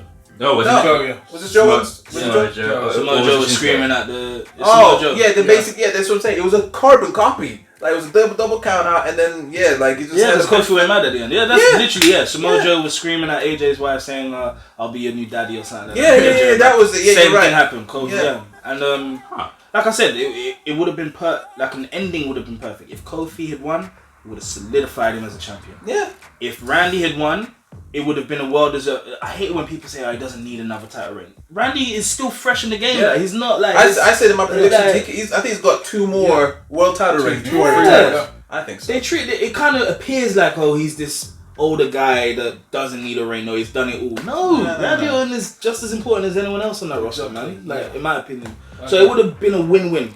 It would have been a win-win. What about you, Rymz? You know, I know you're busy. Oh, no. Here's the polarizing opinion. I'm not polarizing opinion because I had work on Monday, so there had some matches that I just didn't see. And although the build for this match and stuff had me invested, because I was like, okay, so what it was is that when because I watched the SmackDown when Kofi Kingston basically said that he wanted Randy Orton at SummerSlam. And I actually posted on my Twitter, and I was like, you know, I feel that as much as I'm here for Kofi Mania and whatnot, and the milestones and stuff achieved with him being champion, I was like, it's irritating me that I feel like his reign, he hasn't done anything. And it's like, and then I had someone else weigh in, and they were saying that, well, he's been built really strong and stuff, so and that, so his reign has been good. But I'm like, yeah, but you can build him strong and have him beat the opponents in the way that he has been. But then normally what solidifies someone as a champion is like, it's to say you have like a staple feud or something from like your title reign that kind of just makes us remember. And then I was like, so I feel like I just hadn't really got that from him. So like he had what, Samoa Joe and Dolph Ziggler were his main 2 or whatnot. Kevin Owens as well. Oh yeah, and Kevin Owens, yes. But then it's yeah, again, they weren't really like staples. They were kind of just like one pay-per-view, like build-ups. And then if it's gonna get stretched out for a little bit longer, then it can be, but it's not really got longevity to it. Yeah. Whereas that's like this autumn feud, I was like, okay, then so yeah, they both touched on the old feud and like, you know, the whole 2009 situation and stuff. And I was like, oh yeah, so when they bring that up and bring that in, it's like, so this is like a thing that has got potential to be personal. It has got potential to kind of be like a staple feud and stuff. And it made sense. Yeah, like, you know. and then it's like, okay, then so this match will probably stand out and stuff, or be like kind of what Brian and Kofi was at Mania, but at SummerSlam kind of thing. So it's like a match that you kind of need Kofi to win and stuff. But then when so I didn't really watch the match. So when I came downstairs, when I had finally like finished and stuff, that's when I had seen that it was a double counter and stuff, and I was like, oh okay. So now this match has potential. This feud has potential to keep going. And then when you kind of think about it and strip it back, it's like, yeah, if Kofi would have got the clean win, then it's almost like, yeah, he moved on. Yeah, it's kind of like if he gets the clean win there and then it's kind of like, well, Randy Orton has no reason to still be mad and whatnot. Kofi Kingston still has no reason to be mad because it's like the hatchet has been buried at that point. But then it's like double count out, and the fact that it was a count out because Randy Orton like was getting in his family's face and stuff. So I'm like, okay, cool. So now it's personal, but now it's even more personal. And then now it's like when they have the next match, they'll probably do like what they did with AJ and Shinsuke. So the next match will be double DQ or something, and then, you know, then when they have their final match, which will be probably what, Hell in a Cell? Is it the next pay-per-view? No, the next pay-per-view is Clash of Champions. Yeah, so when they get to Hell in a Cell, whenever that one is, you know, that would probably be when. Yeah, that is the next one actually. Yeah. But is it the next one, or is it? No, it's good. Clash of Champions first, then Hell in a Cell. Yeah, so probably by that one, that's probably when they'll have their penultimate. Okay, then so we're gonna do everything, and then they'll have the Hell in a Cell match then, and then we'll see who will come out on top in that one. Yeah. You know what? I feel like my opinion has changed right now, like based on that, because I, like Randy, was so annoyed at the ending because it just ruined a great match. But when you look at the longevity of it, you're right. Like if Kofi had just got that clean win, or even if Randy had got the win. No, obviously if Randy had got the win, it still would have probably prolonged. Well, maybe not actually, because you don't get your rematch. No. But definitely if Kofi had won, if it did prolong, they would have just prolonged how Ziggler prolonged. Yeah. Just be the second loss. Whereas this has room for so much, especially now with the new writers, with Bischoff getting involved. I mean, I'm trying not to have high hopes because the whole family thing. I mean, we know what Randy Orton has been like. You put someone's wife in there and stuff. It has potential to be sick, but they almost did that with AJ and Samoa Joe and they didn't. They almost did that with Bray and Roman and they didn't. So I don't know if it's restrictions because they don't want to ruin sponsorships or whatever, but they have the potential to go really deep and really personal. Even with the New Day members, like a punt to Xavier, something like some really personal stuff. Yeah. And it could make it very dangerous. I mean, the closest we've seen is Randy and Jeff. That wasn't really personal in terms of family members, but just viciousness. Oh, that was fucking gruesome. But we ain't seen no viciousness since that from Randy Orton. So this could be a little. So you're right. In the long term of things, I can appreciate the count out now. I think at the time, because admittedly they don't really do long term with us anymore. It's been a few years. Everything's just so this week, right? Yeah. So I think because we're just trained to be used to that. At the time, it was like, I invested in this match and it's over. But now when you think back in the day, you're like, this ain't over. Like Corey alluded to. So I can appreciate it. I think for me, I would have liked Randy to be probably a lot more vicious with it. I think like if you're gonna have that sort of ending, you got to have it to the terms where Randy's got to actually be disqualified or something. You know what I mean? Yeah. Because it shouldn't have been Kofi. It should have been Randy that got disqualified. Then it would have made more sense. Like in the terms where Randy probably beat him to a pulp or went and kissed his wife or touched his child on the head or something. You know what I mean? That would have been mad. You know, I'd love to see like his son get RKO'd or something like that. The youngest child. 6 years old. That could have been brilliant as well. That could have been a lot of suing coming WWE. Oh man, we'll see the true Ghanaian come out, bro. I think. Are we doing like what Guerrero and Dominic storyline? Oh no, no. Custody in the briefcase, held up in 15 feet in the air. One of the best uncomfortable matches that I've seen in WWE. Yeah, a storyline. Unless you correct me, a storyline that at the time you're like, this is cool. But when you're an adult, you think, what the flip? They're having a ladder match over custody of a child. That is just wrong. That's it was a good match. It was good, of course. It would be. So. The storyline was mad. The backstage, yeah, like. But at the time, you didn't think that. Nah, you were invested in it. I thought, yeah, it was like way too. It was too hot for TV when like Eddie kept saying like Ray's shooting blanks. I'm just like, oh, yo, you get exposed on a TV like that, like, but. Yeah, you're right. Looking at the whole thing, especially with the custody in the ladder match, it was just absolutely ridiculous. Yeah. But it wasn't WCW ridiculous, so that's why I think even today I still. But then even if you're gonna compare, even if we're gonna talk about just the rivalry standpoint, that ladder match between them two, that was the final of their long feud, because they were already feuding before that. So in this case, a few good months. Yeah. So in this case, it only got to the point of being custody and personal and stuff to build up for the final match. Yeah. So in this case, it's like fair enough. They put the personal touch like from the get go, but then now it's like okay, then so when we get to the next match and stuff, if it gets to the point of being the DQ, like you're saying, maybe like Randy Orton could do something in the match or whatever that could potentially, so like storyline wise, it could injure Kobe for like 2 weeks. Yeah. So, and then you kind of think to yourself, oh, is he going to be able to? Because I think they do that thing where they say if you can't defend your title within 7 amount of days, then you have to give it up. But so you could do that thing where the storyline could be, oh, well, is he going to be able to defend the title? And then Kobe makes that shock return, and then they're gonna have their final match, and it's uber personal, and it's just like it's a big feud. You know what I mean? Yeah. Big fight feel. I agree. You should have been one of the writers' team. All should have been. I don't care what anyone says. The company, the product would have been 10 times better. I would have been sold on that. Damn. You know, honestly, a lot of stuff that happens in WWE pretty much does right itself. They just don't do it. No, they're too busy. Got all these sitcom writers that then like they just trying to worry about hashtags and that's the thing. But you know what? You're right about the prolonging it is way better, and I agree. But they have to do it the right way, because we've had some prolonged feuds that were dead. Shinsuke and AJ, Shinsuke and AJ, which on paper there should be no fault at all. No somehow they messed up. Yeah. 100%. And we were sick of it after a while. It's too many low blows. That was it. I mean, I still think the last match that they had was epic. Which was that when the last one's ended. Yeah, but a lot of people, regardless of how epic that match was, you're just kind of tired by that point. Yeah, because it's like, in all honesty, the dream match was sold to you at Mania, and that match didn't deliver. So when that match didn't deliver, you're just like, I don't really care anymore. So what they should have done is even if they were gonna do the exact same feud, which I think they shouldn't have, but the exact same feud earlier, so where their end match was WrestleMania.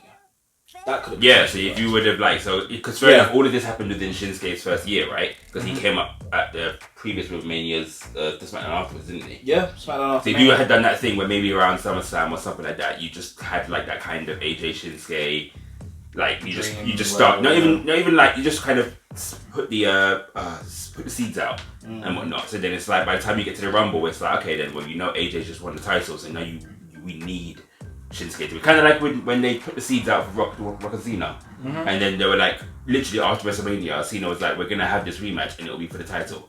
So then that was the first seed planted, and then it's now coming into the Rumble. Now you're like, okay then, so it's Rock versus Punk. You pretty much know that the Rock's gonna win, but then in the Rumble you're like, John Cena was like, what, read the early number? So like, is he gonna last kind of thing? Like, is he going to? But then he lasted, and fair enough, you're like, ugh. But again, they had already planted that seed that they could go for this match. Yeah. So you kind of think, okay, then so we need to kind of get to that point. So yeah, and in this case, they should with AJ Shinsuke, WrestleMania should have been their penultimate match or their one time kind of this is the big thing, and then Shinsuke wins, and then you prolong it because at that time that was rematch things. But again, stuff writes itself, but they don't do it. So exactly. But yeah, next match on the card. Let's just scrap everything. All right.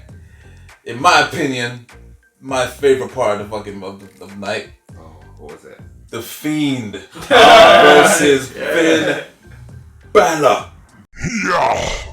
Oh shit. You okay? I can't breathe. Yo. From my match standpoint, this was pretty crap in my opinion. No, what? It was. I got a few things to say about this, but nah, but entrance though. So this is So this is it. So come on. I stand Bray Wyatt anyway, and then it's like when Finn Balor came out, I was kind of just like, I'm pretty much over it. I told you he wasn't gonna be in demon form. Yeah, he came out in regular form, so I was like, okay, cool. I didn't expect him to be in demon form, but I was like, it would have been a nice touch if he was, but whatever. And then when Bray Wyatt's like Firehouse theme played, I was like, okay then, so where are we gonna go with this? I thought That it was would have his been. entrance feed. No, I thought it was gonna be a thing where. So are they gonna tease the whole thing of so when he comes out in his Firehouse way, and then somewhere in the match it'll be like that. Yeah, he changed into the theme. The light will come on and then he'll black out and come in. As a Sorry, Raj was gonna he did ask me if he was gonna come up in his Fire Playhouse thing, and I was just like, nah, you can't take someone serious that dresses look like he's a flipping cover teacher, like you can't take him seriously. When I heard the theme, I thought he's coming out. I was like, okay, then I can think that. I thought he's kind of gonna suck, you know what I mean? Yeah. Because it doesn't give it a big pop. And then when the lights went off and the theme ended, Right. and then I heard this rock show music start, I was The like, remix. hold on. Yeah, Well, actually, do you know what? When they first played the music and it was just the hardcore. Okay, in all honesty, I just got Baron Corbin vibes from that song because I was not feeling the song at all. I was just like, okay, cool. So where are we gonna go with this and stuff? And then once you hear like the vocal from his old music, I was like, oh, I'm sold, like completely sold. Wicked. And the lantern of his old self with his old face. Nah, man. Hey, they got gold right there, man. I'm telling you, they got fucking gold. And Bray looked good. Like you can see he's lost weight, and like the way he was just like a powerhouse. Yeah. Like just like sure he squashed Finn, but I was actually happy with that. I'm fine. Like Yeah, I was. There was a spot that was questionable in the match though. Which one? Didn't he like crank Finn's head? Yeah. I was yeah. Oh shit. You okay? I can't breathe. Like we were like sitting there watching it, and he was like holding Finn's head, and then he like made the thing, and then he did that, and the crowd was like, oh, and I was like, oh, that like, Killed him in the ring. like break. I was like, can we? I was trying to like, wait, what? I'm like, wait, hold on, can they show that on TV? Like, That's what voice isn't Finn dead. Like, Yeah. Oh shit. You okay? I can't breathe. he just twisted his neck. I'm sure he's dead.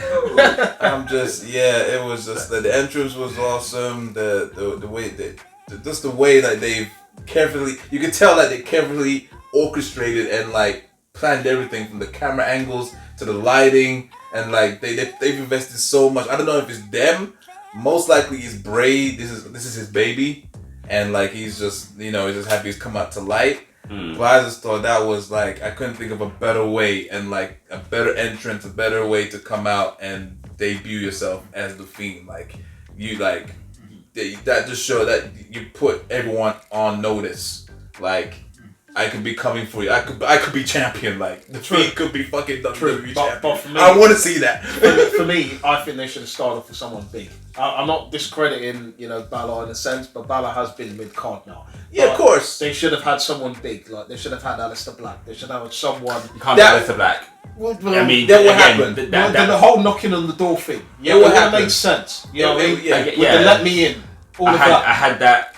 I think that would be Aleister Black's first big feud. Yes. And well, not because again that writes itself, but Aleister Black is still new right now, so you have him be squashed by Bray Wyatt. It just ruined. It does, yeah. And plus, this is also unfinished business. They were meant to have this match back in wherever, and then Bray was ill. Yeah. And then they never remember he had that Sister Abigail shit. He was just like a woman for a few seconds. But anyway, yeah. So this is obviously unfinished business. I think they're just playing catch up and just getting that out of the way. Because most likely now, because obviously Finn can't beat him in human form, now they're gonna be promoting the hell out of it of him gonna be in demon form. And that then, makes sense. Yeah, and I don't know when they're gonna do it. Most likely at Hell in a Cell. Corey alluded to it. There Corey you go. literally said that he said something about not to say too much, but I'm kind of surprised that we've seen Finn dig deep before. There you go. So Yeah, that's definitely Vince feeding lines into it, and then, yeah. Seeds. So it's so definitely he's gonna be doing. They're gonna long this out. They're gonna do probably one, maybe two demon matches against the Fiend, and then he's gonna move on to bigger fish. So I think they're just playing catch up and just finishing that because I guess they're tired of things being teased and then it never happened. There was a lot of matches that got cancelled because everyone broke out in illness, wasn't it? Yeah. It was him, Roman Reigns. There was about 3 or 4 people that was on the card and they had to scrap them because they had was it not measles, some flu. It was bad. So yeah, I think that's what they're doing. But yeah, what your thoughts on it, Ridez? So I said earlier that Kofi and Orton was the favorite thing I was looking forward to. That I thought, yeah, that's gonna be like the big thing. But as good as it was, Bray and Finn, I was smiling all the way through that. That was amazing. Like, we all know the entrance was sick. The entrance was amazing.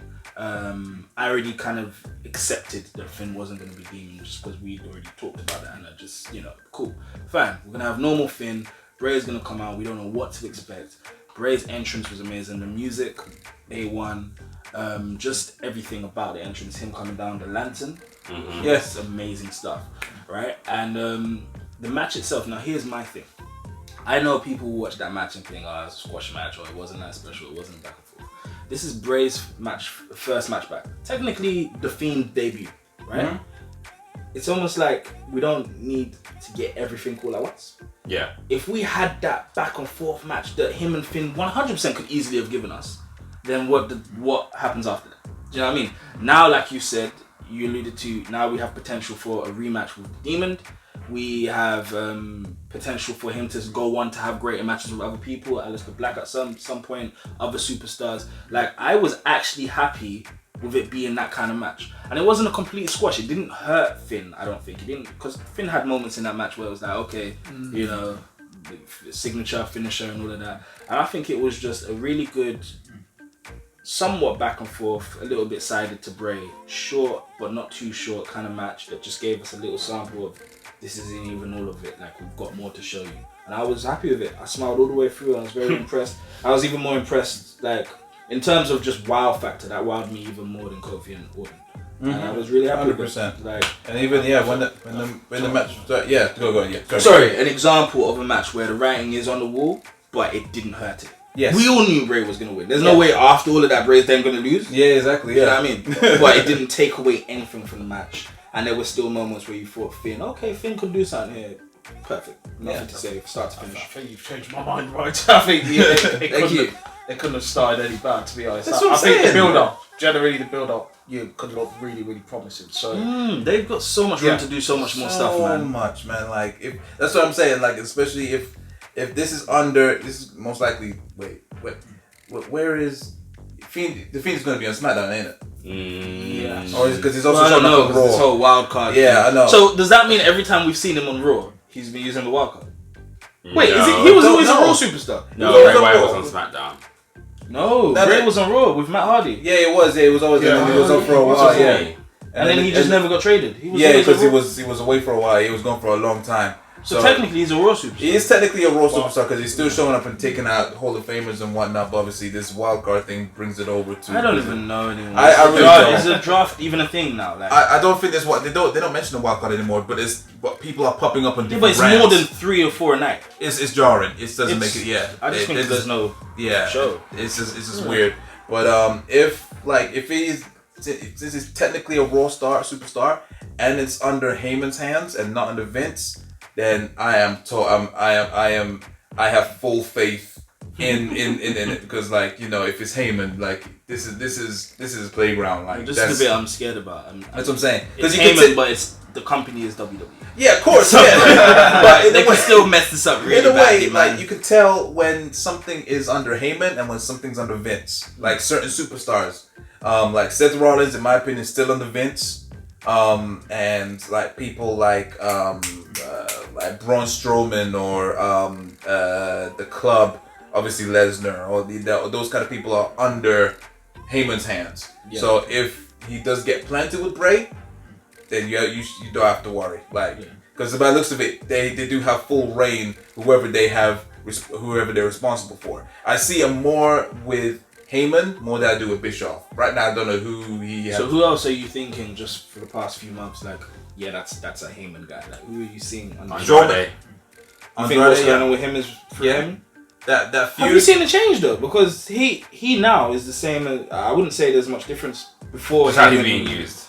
That's how he was always being used though on SmackDown. It was usually being jobbed out. Now he's winning matches. Okay, fair point. Yeah, he was 100%. Yeah, he had amazing matches, but would always lose. Yes, yeah, 100%. Yeah, Obviously, when Strowman and Lashley got take the latter end, that's definitely Even the Heyman. match, that was an amazing match. Exactly, And it that's what shouldn't I'm have been. saying. Strowman, That's what I'm saying. like, two big guys. That was an amazing match. That's what we're talking about. Two big guys. You Exactly. know, the best way to get the best out of them: street fight, Hell in a Cell, something that's hardcore, and they did that. Yeah. You know, What was their final match? The spear. Last man standing. yeah.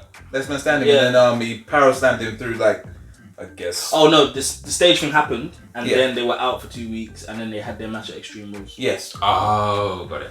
Yeah, that was it. Yeah. So yeah, that's definitely under Heyman. Who else is under Heyman? I guess it's not the Canellises. That's definitely Heyman. But you know what? The comical segments are still WWE-ish. Yeah, but I still fight I don't know. It's less cringe, especially when it comes to the 24/7 championship. True. I actually like it now.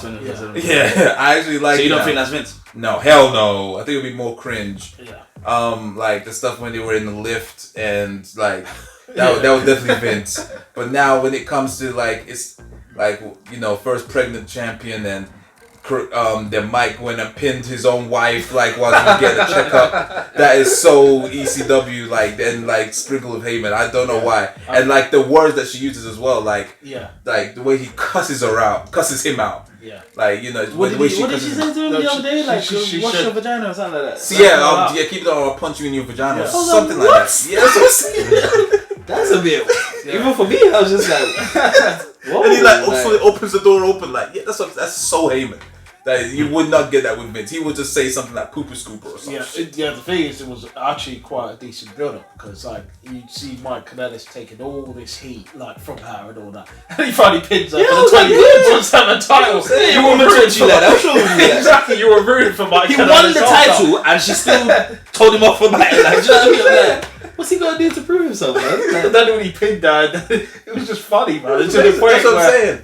Before him and them, the whole thing to me was cringe. I hated it, and everyone was anyone who chased it was automatically a jobber, even though they don't have no right to be Robert Roode, Eric Young, freaking I'd always see Cedric running around. That's what I'm saying. Ever since Heyman got taken out, or not taken out, since he's taken over. You see Cedric feuding with Drew McIntyre. Yeah, exactly. You see what I mean? So you could just tell who is under his umbrella.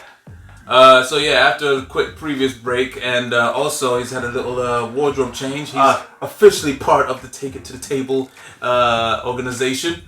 Unlike these turncoats. Listen. I would have bought my shirt, but unfortunately it was in the wash. So that's why I came to this one. So he's wearing it. This one. Fine. If you're looking at this one, this is a Bullet Club shirt. It's official. Take it to the was nice and all. An actual wrestling shirt. So I'm just waiting to be a buff team. I need to go to the Don't gym. let it fool you. That's all games And then under there, man. Get rid of this, add to this, then I'll win. Oh man! Before anyone start cussing me out, they actually do have a Take It to the Table T-shirt or an ESGR T-shirt. So yeah, they are effectively part of the Take It to the Table / ESGR collective. So don't worry about that. I'm not just using them and then dashing away. I'm not doing that. it may come next episode or it may not. Exactly, that's what I'm saying. My wrestling shirt. I'm just saying. All right, so it's all love. They are part of the family. So yeah. Moving on. So yeah, we was obviously talking about the Fiend and the Finn Balor match, and the main event was for the WWE Universal Championship, and that was Brock Lesnar versus an injured, vulnerable, slaughtered Seth Rollins, which actually ended up Seth Rollins winning.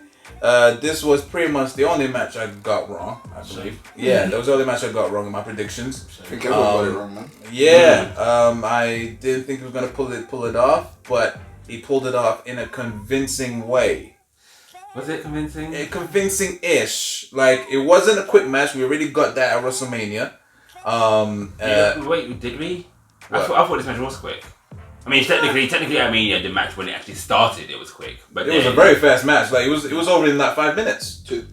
Yeah, it was Yeah, actually match. yeah, But WrestleMania. then there was the attack at the beginning and stuff, right? So Yeah. the entire segment was long, but the actual match itself was short. Is that what we're getting at? I guess so. Yeah, Okay, yeah. But okay, yeah, okay. the match. Yeah, but this one was definitely longer. Like as a match, of course. A couple close close moments. I must say, Lesnar played his part very well. There was also a part when he knew he was in trouble. He knew he was in trouble, and he looked at Paul Heyman and shouted "Paul!" before he got curb stomped. And I was just like, because everyone knows that Lesnar is, you know, pretty much there for the money or is part time. He didn't have to put in that extra like effectiveness. Like he didn't have to go that extra mile to put that much of believability in the match. Paul before he got curb. Yeah, before he got, I think it was the first or second one. He actually looked at him and was like, "Paul," and then like just got curb stomped, and then you see Heyman just like, "No," and then he kicked out. And I was just like, "That's a neat little touch. He didn't have to do that. Especially Brock Lesnar." So I was like, hold on, I can't remember if I press record of this thing. Hold on. Yeah, I thought that was I thought that was pretty neat. A neat little extra work that he put in that match. I didn't think it was, you know, like an eye roller. I didn't know if it was like over the top.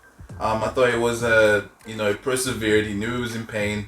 But yeah, he persevered and won the match in a believable way, I guess. Yeah, I did enjoy the match.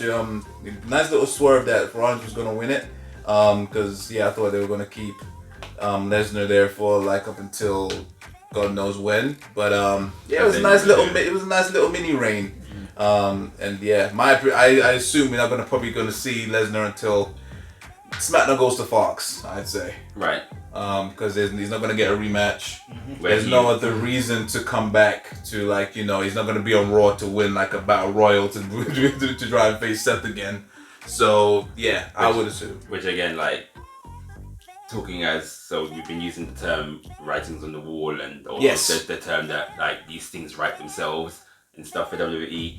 The perfect thing for the Fox move and stuff to reintroduce Brock Lesnar would have been his cash in on Kofi Kingston. Yeah, that would have been perfect. That's what I said. And I thought that, so they're going to do that thing where they're going to keep teasing that he's going to cash in and stuff, but really he's going to cash in on SmackDown because the idea is that, okay, Brock will be a SmackDown superstar when they go to Fox because then that's the big draw. Yeah. But then it's like, no, he cashed it in at Extreme Rules and you're like, oh, okay.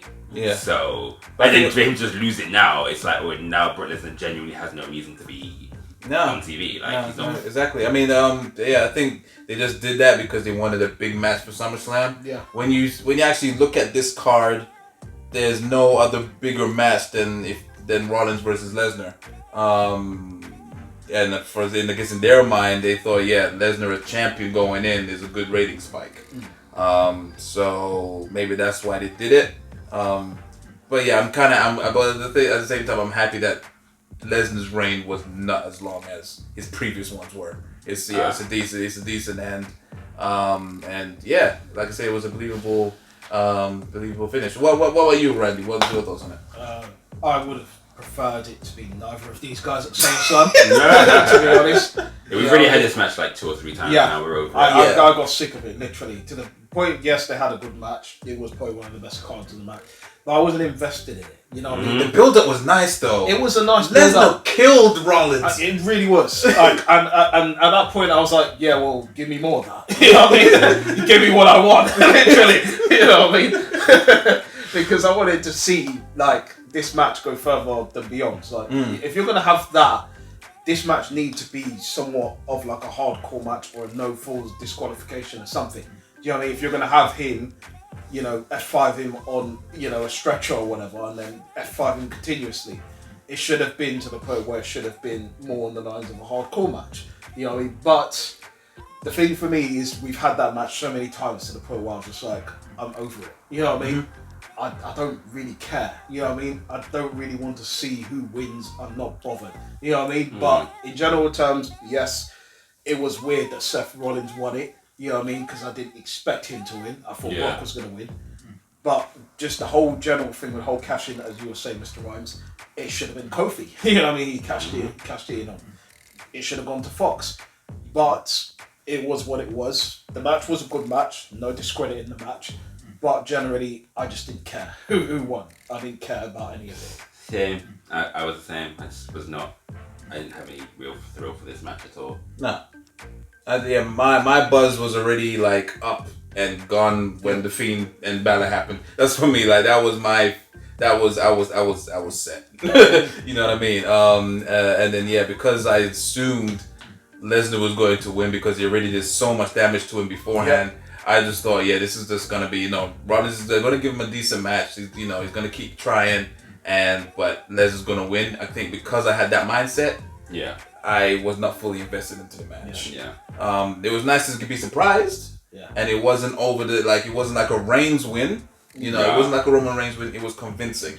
So that's why I was like, oh, okay, that's nice. Fine, nice little happy ending to SummerSlam after a solid pay-per-view. But yeah, I just wasn't thoroughly invested in it, and happy for Rollins, but whatever. I still think, what was the point of giving him the briefcase though? If you're gonna make him look like that, and then you're gonna have him, be champion, and then lose it like that, and then you say there's no way he's coming back into the title picture again. What was the point of him? I think again, they just wanted to have an excuse to have a big main event at SummerSlam. Because I don't think they had anyone. They didn't think that there was anyone else that could be as credible, especially if Roman Reigns is in it. There's no one else when you think about it. So I think there was just an excuse to just have a big pay-per-view main event. Lesnar brings in money, no matter how much we like or hate him, he is money. And yeah, that was it. And and it's an excuse to take the title off him onto a full-time superstar. I made that's I guess is a face of the company. I don't even know what Rollins is and the way they write him up sometimes. No. I'm just like no. Just hate that shit. But what about you? You off the quiet corner. I'm just deeping in what you guys are saying, and you're kind of saying the same thing I'm thinking. I think just like you guys and probably a lot of our viewers, no one really saw Rollins winning. Not because Rollins isn't good enough, but it just logically wouldn't. Why would Lesnar win to then just lose so soon after? Mm-hmm. It does nothing for either party. Mm-hmm. If anything, it's a bit. I suppose at this stage of his career, you can't really hurt Lesnar, but it doesn't do any favors for him. You know what I mean? The cash in was somewhat handled okay, and kind of alright. Now we've got this Lesnar ring. Remember when he won? We all were like, oh, another year or whatever. No one expected him to lose at SummerSlam. Mm-hmm. Especially in the fashion that Rollins became the number one. It was just about Raw. It wasn't, fair enough, the feud towards the end with him getting beat down like no man's business. Yep, good stuff. But I just didn't think Rollins was going to win. I thought it would be just a typical great match, finally with an F5, and then Lesnar walks out, right? Moves on to someone else. So when he did win, it was mad, it was shocking, but the one word I'll use to describe this match is believable. Yeah.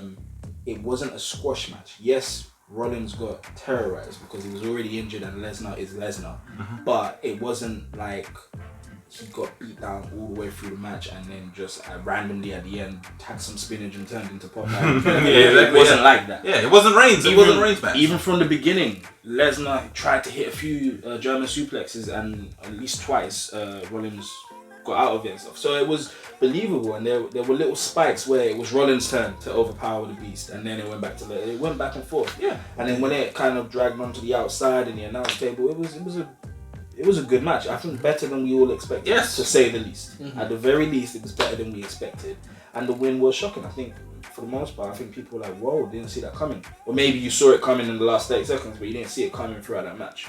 And you're right, little touches like shouting at Paul. There was one point where Seth was going for the suicide dive for I think a second or third time after doing it in a row, and Paul was like Brock, move like that, things like that, and it just little things like that, and I was very happy with it. Where it goes now, I'm very curious because they've made it clear Lesnar's not in the picture. Mm-hmm. So I'm curious about two things. One, where's Lesnar gonna go? Probably potentially SmackDown. But then as soon as you guys were speaking about that, I was thinking, okay. So does that mean is it going to be a Lesnar and Kofi feud, Lesnar and Orton feud? Is it going to be someone else? How does that affect the WWE Championship picture? That's one thing. And on the second side of things, what does that mean for Seth now? Who's Seth? Because the area is open in regards to who Seth could work with. We've got Joe, we've got Roman, we've got I don't know. The obvious choice is Braun Strowman. that's now if you saw Raw, But what? The Face way it versus ended. face? if you saw the way it ended, They shook hands. I Show know. respect to each other. I know, but he held his title for a while until he gave it to him. Yeah. It was kind of like a okay. signal of I'm coming for you. You know what I mean? So I generally think It could be that or a triple threat between him and AJ. Him, AJ, and Strowman. Even though AJ is already a champion. but it's Yeah. fine. Yeah. If Strowman feuds with Seth, in my opinion, Seth has to win. But then if Seth wins, that hurts Strowman. Yeah, Strowman's because- got a lot of hurt. Yeah, that's what I'm saying. But if Strowman wins, that's not believable. Not because Strowman's not worthy of it, but because Seth just beat Lesnar. Yeah, of course, yeah. But I think it's solely because they didn't pull the trigger on Strowman. That's why. If they did it back when it was either Crown Jewel or when it was the Elimination Chamber, then yeah, maybe. Wasn't there a match? Yeah, wasn't there an Elimination Chamber match? It was a Roman Reigns one. Yeah. It was a really huge powerhouse. And then it was between them two. I think if that was for the title, then yeah, they should have pulled it there, or when it was when was it Reigns vacated the title and then they fought at Crown Jewel the Crown and Jewel. then Corbin screwed him over. Yeah, those two times, if they pulled the trigger, then if Seth won, if Seth won, if that was going to be the feud over Strowman, then it wouldn't hurt him that much because he's already had a title match. He's already had a title reign. But because they didn't pull the trigger, if they do that and Seth wins against Strowman, then yeah, you pretty much This is what I'm saying. just Logically, yeah. Seth has to win. Yes. And that will hurt Strowman. Yeah. And if Strowman wins, good for Strowman, but it won't be believable. Yeah. And the thing is, when you think about who else is there, yeah, on paper, Strowman, is the best choice in terms of what it should be, but logically, with what we just discussed, it won't. But then you got people like Lashley. You got even Reigns. I wouldn't even mind a Reigns and Rollins feud, you know, if they do it right. Reigns is on SmackDown technically, so Okay, Yeah. fine. Lashley could be a good one. he's not a draw to me. Even if Lashley loses, that could be good for Lashley, potentially. In terms of an actual contender for Rollins where they go on to have a great feud or match and you actually watch that match thinking Seth might lose, I'd have to think about that one. I think Drew McIntyre. That's what I think. Again, another person. But again, the Strowman effect. Yeah. It's now almost not because if he was gonna win, he should have won before Mania. Like they pushed it. As soon as he departed from Ziggler, he was like shot to the moon. Yeah. But then he missed the moon and then just you know what I mean? It's true. Like, Like he was so highly, he was a high favorite to win the Rumble, and then that didn't happen, and then Was he even in the Rumble? yes, he was. I don't even know. Yes, he I don't was. even know. I'm sure he was, but he got eliminated early. Yeah, he Do you know what? I'm hoping for a Mysterio heel turn and he goes after Seth. True. I'll be happy with that. That would be a good swerve. That would be It good. really would be. In a way where it's believable and you can actually get behind Mysterio. Yes. Not Of like course. this old Mysterio that you know Seth's gonna win. Like Yeah. if he does it right and Like the writers do it the right. way they're talking about like how it's for his family. Yeah, like he was if he almost just crying, will man. do anything for his family and it's all about that. That's just like I'm this calling is, it now, Mysterio Rollins. Yeah. Come out all black and greyed up, literally. That's whatever. Look like flipping Penta Zero. Like just that would be that'd be cool. Or Black Spider-Man. Oh, Black Spider, that's cool. Who man. else is there? Let's be better. Generally, yeah. Who else is there though? I'm thinking of the roster now. Like you said, For Raw. Strowman, McIntyre. Yeah. There It is could be no a one. viable threat or contender for Rollins. There is no one. This is the thing, WWE doesn't build their stars. Everyone's mid card. Everyone's Like, mid-card. technically, the top people that they have on the show are AJ Styles, Braun Strowman, potentially Bobby Lashley, Drew McIntyre, and whatnot. But then all those four, Everyone else as is one as champion, I couldn't believe them as champions. And then two, Everyone it's else like, is chasing they're just- 24/7 championship. Everyone else Yeah. is literally chasing that. What about Goldberg? No. Goldberg. Silver effect. No chance. I don't mean. No chance in hell. And this is the last episode. You I said that for banter. Goldberg, you know. You actually said it believable. What about Cobra though? No, There's more but chance of the Rock coming back and making it believable, literally. so fair enough. I mean, it was going on a tangent, but overall, for SummerSlam, I say that I think we all agree that we said at the beginning. Well, overall solid. Couple missed spots here and there, but it was much better than what everyone thought it was going to be.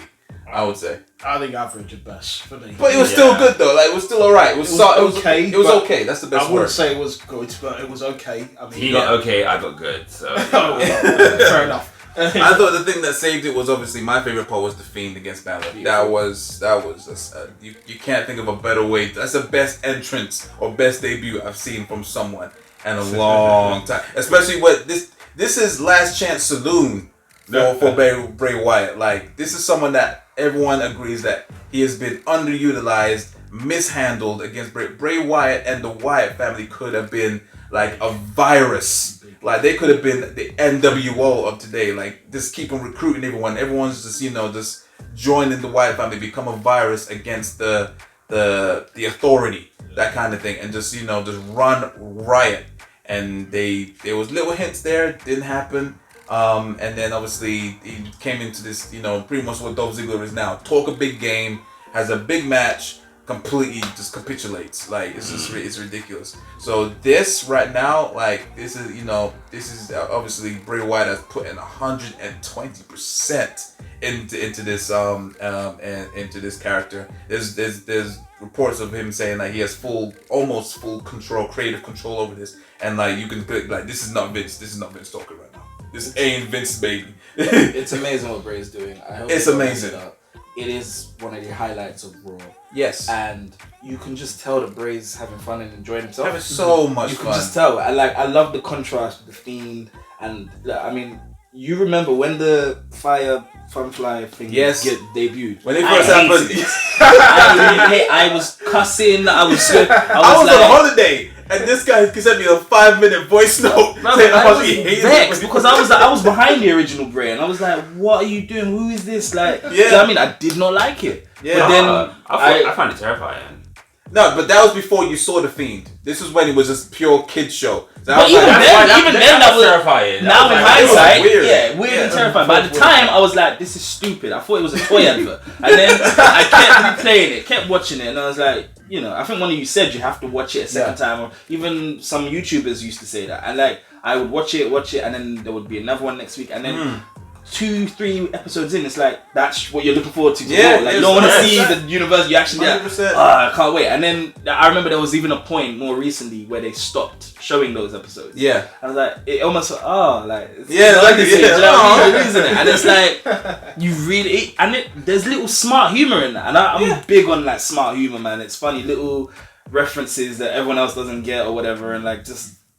Yeah, it's just cool. And then when he introduced the Fiend, it didn't look too gimmicky or anything like that. You anticipated the debut, and then SummerSlam was just A1. Even before SummerSlam, even though they did the cheesy thing where they just McFoley, Kurt Angle, they still made it work. Oh yeah, 100%. You know what I mean? I liked it. Even initially when he debuted for Finn Balor, I was like, of all the people you put him with Finn, like you could have put him for the title, look like what you were saying, but he still made it work. Like.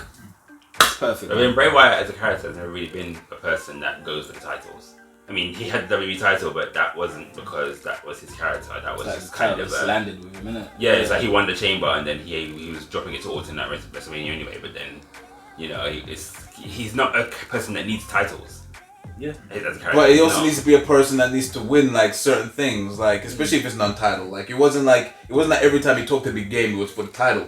He did have non-title matches which were quite big, but he just came up short. Even though it didn't make any sense that he should come short.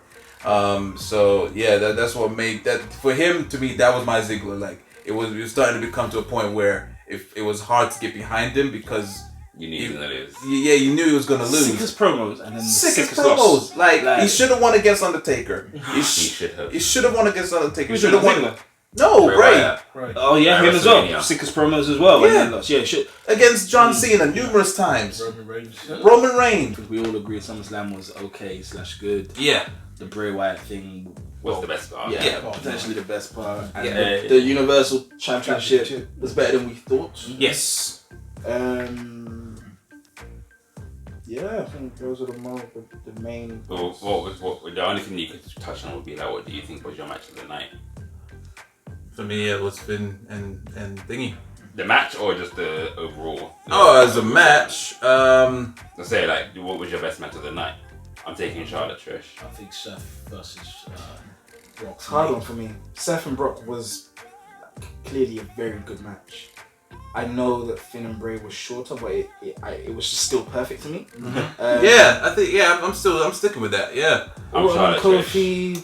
I went in wanting that to be match. my favorite match. I went in wanting to be Kofi and wanting to be my favorite match, but like I said, I think at the time the ending took it away from me.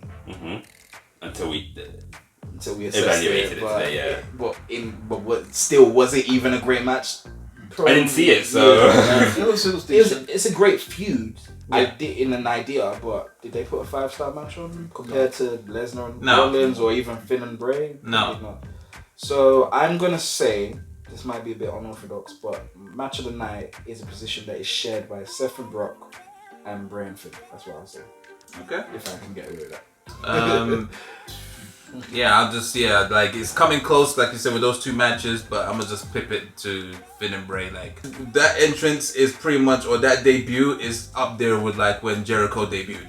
Ooh. It was up there. That is a big statement because that's one of the greatest of all time. When Jericho debuted, it was up there. Like just the presentation, the music, just everything, and the way it was a believable squash. Like Finn had some punches in, but like his updated move set, he's still doing the same thing where he's looking upside down. So yeah, still got a bit of hints of Bray in there, and then it was just, and then when he finished, like he went dark, and then you just see him turn, like doing almost like an Undertaker thing, looking He's back. all the way at the top of the ramp. Yeah, he's already at the top of the ramp. The guy's got cardio, like just like, and then and at the end, the crowds chanted, "That was awesome!" Like that's one of the that must be goosebumps to him backstage. Like you know what I mean? Like you put all this hard work, and it's like the crowd just loving it, lapping it up. So I think that was to me that definitely my favorite match. I think mine's gonna have to change because not Finn versus I think Trish versus Charlotte. Okay. Yeah. I think Solid match. But no, because I think that Brock and stuff I didn't really care about, and like it was a good match, but to be fair to it, but I think it didn't have much of the better build up than Charlotte and Trish did have. Like in general terms, where their match surprised me. You know what I mean? In more I elements didn't think Trish would be able to go exactly. the way she did. That's what I thought. I thought Trish would suck in the ring. To be fair, but Trish actually pulled it off. So I would give that match, the match of the night for me. Okay. Yeah. So, biggest disappointment, Ziggler and Goldberg. Yeah, we can all hands down say that. Oh yeah, hands down. Yeah. Still hurting from that, man. Oh man. All right. So that was a quite lengthy review over SummerSlam. It deserves it. It's the second biggest pay-per-view of the year. But let's just breeze through NXT Takeover because we know it's going to be an emphatic awesomeness as usual. But what I must say, ask, what do you think was better than SummerSlam? Yes. Yeah. As obviously a rhetorical question. All right, next Do you up. have your ratings for SummerSlam? Do I have a rating? All right. Yeah, you know it. Yeah, you guys. What? Is that out of 5 or 10? Out of 10. I rate out of 5. I'd rate 10. My show. Oh, okay. Touchy. Alright, out of 10, Ryan. Randy Prizzle. 6.5. Okay. Very specific. All right. Mr. Ram? 6.5, yeah, 6.5. All right. Right. 6.5. 6.5. I was thinking the Bray might touch it up to 7, but I think 6.5 is quite big already. I think that's quite big already. I'm gonna say it's gonna be a universal 6.5. Yeah, 6.5. I think that's the first time. Yeah, really See when you get along. NXT Takeover. NXT Takeover. Yeah. Let's just breeze through the matches because So the first match was Street Profits versus the Undisputed Era for the Tag Team Championships. What are your thoughts on that? Good match. Very good match. Could have been better for me, but it did lack a bit of in terms of where I wanted it to be more. Montez Ford obviously did some great spots in the match, but I wanted to see more from the match. That's just generally just me, but decent. But NXT have a kind of a, I guess they have an expectancy when it comes to the tag matches. You just know that the tag matches are going to be good. And this one, I'm not saying it wasn't good. I'm just saying I didn't get It wasn't up there. Yeah, it wasn't It was good enough, but it wasn't up there with Undisputed Era versus the Revival, or them kind of 100%. It was it was serviceable. Well, wasn't the best of the best, but it was like it took a while to get going, and there was some good close calls at the end. So that was pretty cool. By the way, Rise has not seen this. We've been trying so hard to make him get to see.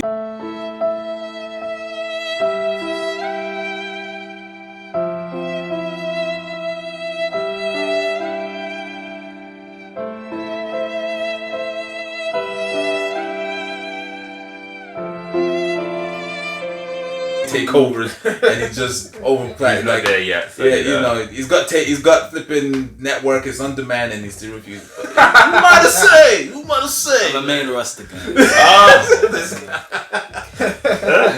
Oh man, he's gonna be quiet for the next 10 minutes. So just letting y'all know. Next. Oh my god. Next match, Io Shirai versus Candice LeRae. I actually, not gonna lie, I kind of skipped through this one. What? No. Yeah, I did. What? Because I didn't really care. I just what it was. This match yes, this was actually a really good match. Yes. Like they shocked me. Yes. Like, I think it's because I'm not really sold on Io Shirai. This is the thing. Like, so for me, with Io Shirai, fair enough. Our introduction to her was through the Mae Classic, right? And she was in the finals with Toni Storm, right? Yeah, so I'm gonna say that the finals at Evolution didn't really do it for me, like in terms of for her, but I was always sold on Toni Storm. And then with Io Shirai, it's like, she's had like, I'm not saying that she's bad in the ring, because she's not, but I'm just one of them ones where I just was never really sold on her. No. And then they giving her these feuds with Shayna Baszler. That really didn't sell for me. It's like I'm feeling that she's not really. It's just that I feel like she was just missing the mark. Yes, that's what it was. Yes. But that cage match on NXT was actually good, and I'll give them that. But then giving her the heel turn, and it was like, oh, okay, so we'll see where she's gonna go. And then coming into this match, I was like, I don't really know much about Candice LeRae, but then the only match I have to go on with her was the match that she had with Zelina Vega, and they didn't really do anything. Yeah. So it's a bit like, okay, so what is this match gonna be? Yeah. And they both just completely shocked me. Like, I was not expecting the match that they had to be the match that they had. Like, I was just thinking, it's going to be like a crappy little match or whatever, that I can go and do something else. And I'm watching the match and stuff, and it's like, I was just like, whoa, and then like, whoa, and then like, oh, and then it's just like, and the crowd, and we're going like, this is awesome and stuff, and whatnot, because it genuinely was. Yeah. Like, they really like they went all in and stuff. Like, Candice was pulling out Johnny Gargano moves and stuff. Like, Io Shirai like hit her moonsault and Candice kicked out. She hit the neck breaker off the ropes and she kicked out. Like, they went in. Yeah. So even though we haven't gone through all the match, even though we haven't gone through the whole card yet, was that, in your opinion, the best match of the night? Yes. Okay, that was my match of the night. I'm definitely going to see it. I'm going to watch it. That was my match of the night. Okay, yeah. I would say nearly there. No, I wouldn't even say nearly there. I would say for me the main event was. No, because the main event for me was predictable. I know, but it was typical. I know, but in terms of the spot it had, like, in terms of the spot, like, we'll get to that. We'll get to that. Shouldn't make a match. No, but like, it's just he's just gonna ride for the main event. In terms of, you think for me, match of the night is always the matches that just like that you don't expect to be really good. So like, when you look back at, so I'm just gonna pull this one out there, like WrestleMania 25, I didn't expect Shawn Michaels Undertaker to be the match of the night. Yeah, no one did. That was the match of the night. It was just like, I wasn't expecting that, but it was. So then it's the same as even this year, I didn't expect Kofi and Bryan to be what it was, but it was. So then it's like, okay, coming into this one, it's like, I expected that the triple threat or the main event were going to be the ones that, like, okay, I know they're going to be good and whatnot, but then Candice and Io come out to have their match, and it's just like, they just really surprised me. Like, I didn't think it was going to be, and I was like, you know what, I give them my match of the night. Yeah. And I'll say that from now. I think with Io Shirai, she kind of lost character with this sense of like coming out, and she held the mask and stuff, and people were like, okay, but she never really got pop from anyone. People were just like, oh, who is that? And then that was it, really. But then when she came out with this new song with like this whole new persona where she was bad and she had this like makeup, and then some of the stuff she was doing in the match as well, where she was looking at the crowd and she was giving them dirty looks, and she would step on her and she would look at her and she would just be like, shaking her head in a different way, and it was like, I get that. She started to become more charismatic, and I started to become sold on her in that match. So I think generally she turned tables for me. She did a really good job. Okay, cool. Fair enough. Next match, the triple threat match. The triple threat for the North American Championship: Velveteen Dream versus Pete Dunne versus Roderick Strong. very, very entertaining match. I stand Velveteen Dream, and when that entrance was coming on, and it's like, I think he brought, what is it, the Raptors or whatever it was? Yeah, the Toronto Raptors. He brought the dancers, but then he had the Raptors on the screen or something. Yeah. And when I'm watching that, and then I was wondering, like, at first I thought it was variety, like it was like just having a break. And then when they started like doing like the dance moves and stuff, and I'm still watching it, and I was like, this is Velveteen Dream's entrance. I was like, this has to be his entrance. I was like, thinking of the people in the match and stuff. I was like, it's not going to be Roderick Strong. It's not going to be Pete Dunne. And I'm just like, this is going to be Velveteen's entrance. And once his music hit, I was like, oh, okay, yeah, I'm sold. And then he killed it. He usually has the best entrances on takeovers anyway. Yeah. He usually does. But yeah, there was lots of close calls. Nice finishing. Pete Dunne being Pete Dunne. Roderick Strong, when he had like both of them on the ropes at the same time, he did like double elbows and he'd run back and he did double. That was awesome spots. It wasn't a spot fest, but it was like it was grounded. It was everyone played to their strengths. Great chemistry. And yeah, I honestly think of the three of them though, that this is probably like one of their slower matches. Or in terms of NXT in general, like in terms of their triple threats or fatal four ways, like this is probably one of their slowest, but it was still good. It was still good. Yeah, 100%. I agree as well. I think the match was incredible. It was a good match. I mean, all three of them gave some great spots and put up their best in the match. I think for me, probably what it probably may have been missing was probably a little bit more. I think I wanted to see just a bit more from these guys, because you know what they can do, but you want to see them push the limit a little bit more. Yeah. But in general terms, it was good.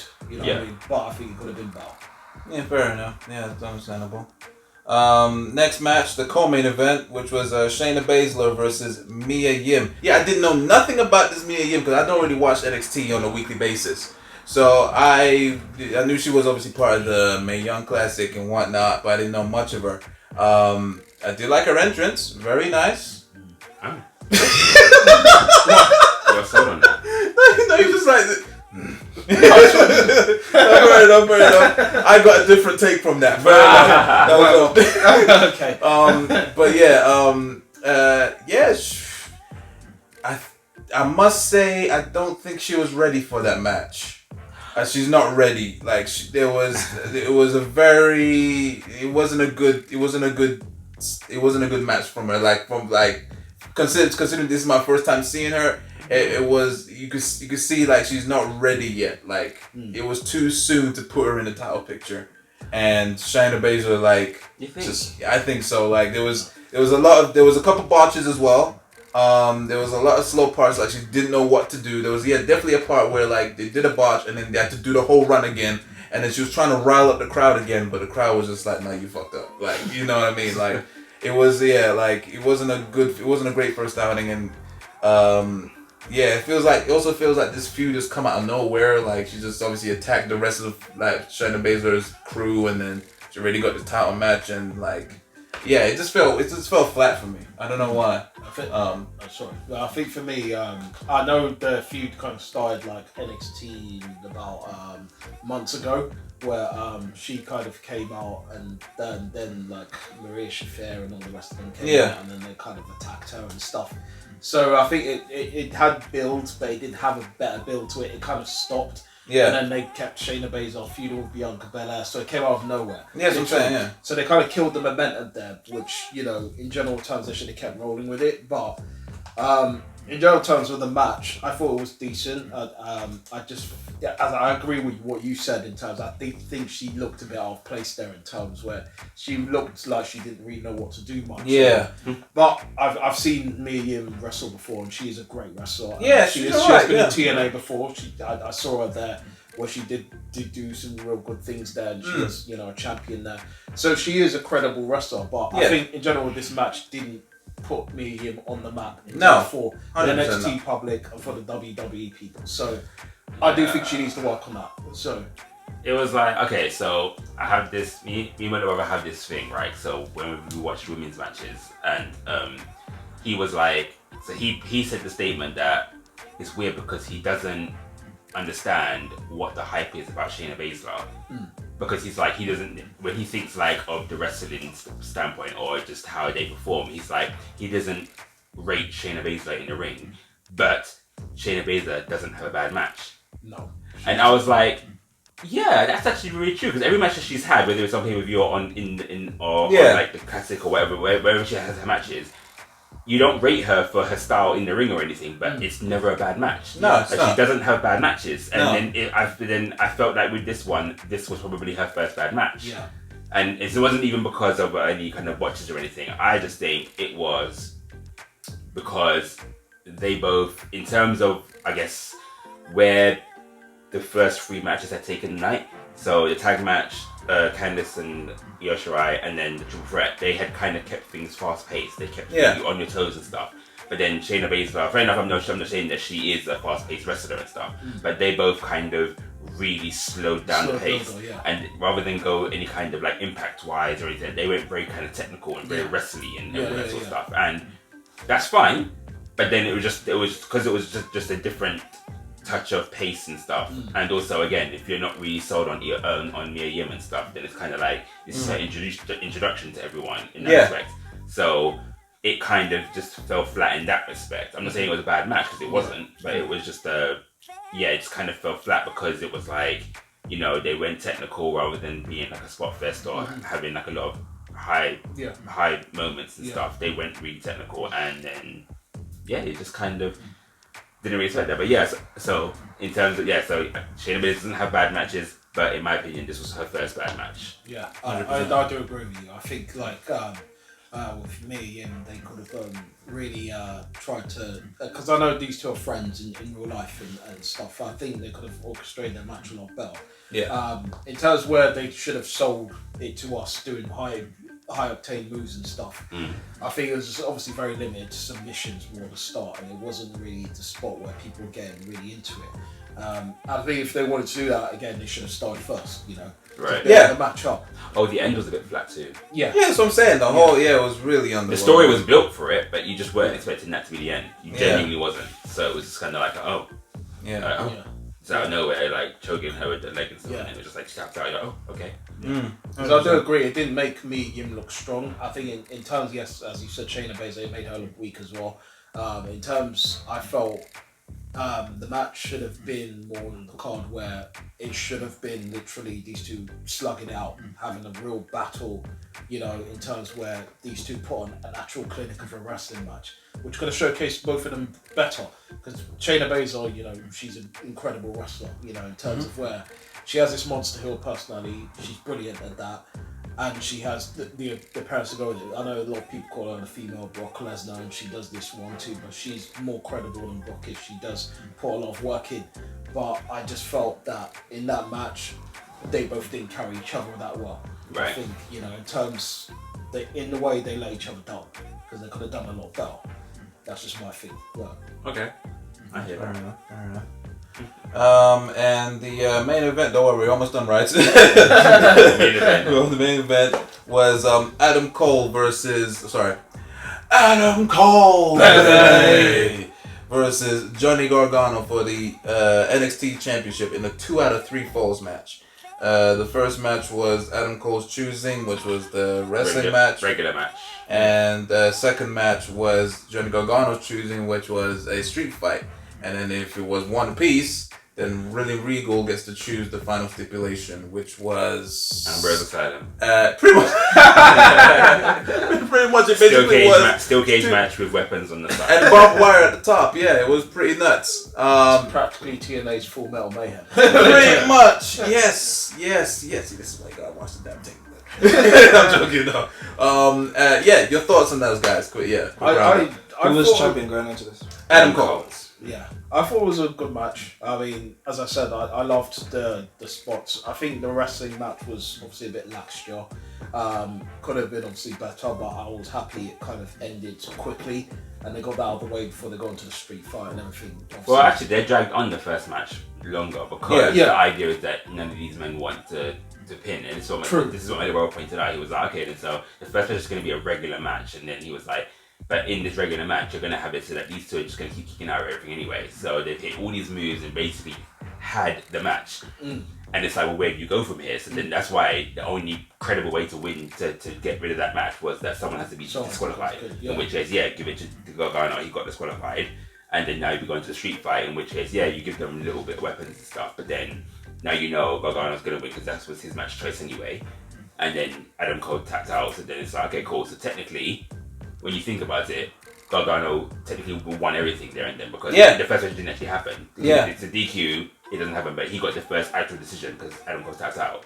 And then now you get onto the final match, and then it was like, okay, admittedly, this is the match where I was in and out.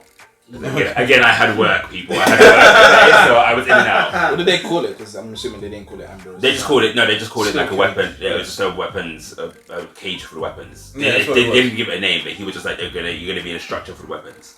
A weapon structure or something like that. Yeah, it was like structured like a cage, yeah, but there's barbed wire at the top and there was weapons all around it. So it was the Ambrose Asylum like. But they didn't title it. No. He just said that you're gonna be in a steel structure with weapons. That's how Regal phrased it, but he didn't give it a name. Yeah, which is good. And then so when, by the time that the cage was lowering and stuff, that was when I was now in and out of doing different things and stuff. And then I didn't really see too much of what happened in there, but I did see the fact that ending. When I came in, that was when they were climbing and stuff, and then I guess he ripped off the barbed wire doing all stuff up there, and then they dropped down. Yeah, I saw all that, and then so how did Adam Cole pin him? He just rolled over. So basically, let me explain it to Ryan. So basically, like they so there was tables in the ring, so they laid up 2 tables, and then Johnny Gargano went to one of the corners and he hit everything on Cole, wasn't pinning him, so he snapped, went up to the cage, cut off. I don't know how he got some pliers. There was pliers. There was pliers in the side. Yeah, pliers on the side. Cut off some of the barbed wire. Was threatening to use it on Cole. Cole shot himself. Then he set up a ladder. Then he was going to use the ladder to get up, and then there was a table that was conveniently placed on top of the cage. But it was like a solidified table, wasn't it? So it was just like, so you could tell, all right, something is going to happen between them two because it was solid. That it wasn't going to move. So imagine Adam Cole was trying to climb out. Johnny Gargano followed him. They were both right at the top of the cage on the solidified surface, and then he was threatening to hit him with the barbed wire, and then Adam Cole Adam Cole threw Johnny Gargano along with himself all the way down to like the 2 tables. They both crashed and burned, and then but with the last ounce of energy, Adam Cole just rolled over and pinned Johnny Gargano. Put his arm on him. Yeah, it was quite sick. Like I was kind of worried they almost missed because they didn't hit because there was 2 tables, but they didn't hit the last one. So they slightly overshot it, but I'm glad that they crashed and burned literally. Both tables break. No, only the furthest one away. Yeah. Were they on top of each other or next to each other? This one broke. Kind of like remember we were at WrestleMania when Jeff Hardy did it to Rhino and Spike Dudley, but he only went through the outside one. Yeah. Kind of like that. So they only went through the outside table. Okay. Yeah. It was all in all, I loved it. Like I said to you the other day, I didn't see the second match until like last week. Oh. And I was just like, it was like the storytelling it was beautiful. Like you've seen it, yeah. Like just it was, obviously Cole was working on his knee, and then like I remember Gargano threw Cole into the turnbuckle. He was about to run and chase him, but obviously his knee buckled. So obviously Gargano took advantage and he did the Panama Sunrise, the Canadian Destroyer. So he took full advantage. Something small like that. This is like perfect storytelling in my opinion. And like it was back and forth. In this one, they kind of carried some of the same spots from that into this one, but it still worked. They have like this have superb chemistry. Yeah. Was it the best one out of the 3? No, I think. But it's in general, you mean? Yeah, I think both. I think them. The first 2 were their best ones. Like I was there for the one at New York. That was just amazing. And then I saw the second one just as good. New York was the vacant title, right? Yes. Yeah. That was for and then Johnny Gargano won it. So yeah, like them 2 come to a close second. The third one, it was just as good. I'm happy that the Undisputed Era didn't come and interfere. Like it was a nice little swerve. He was like waving them in, and then they didn't come, and then he took full advantage.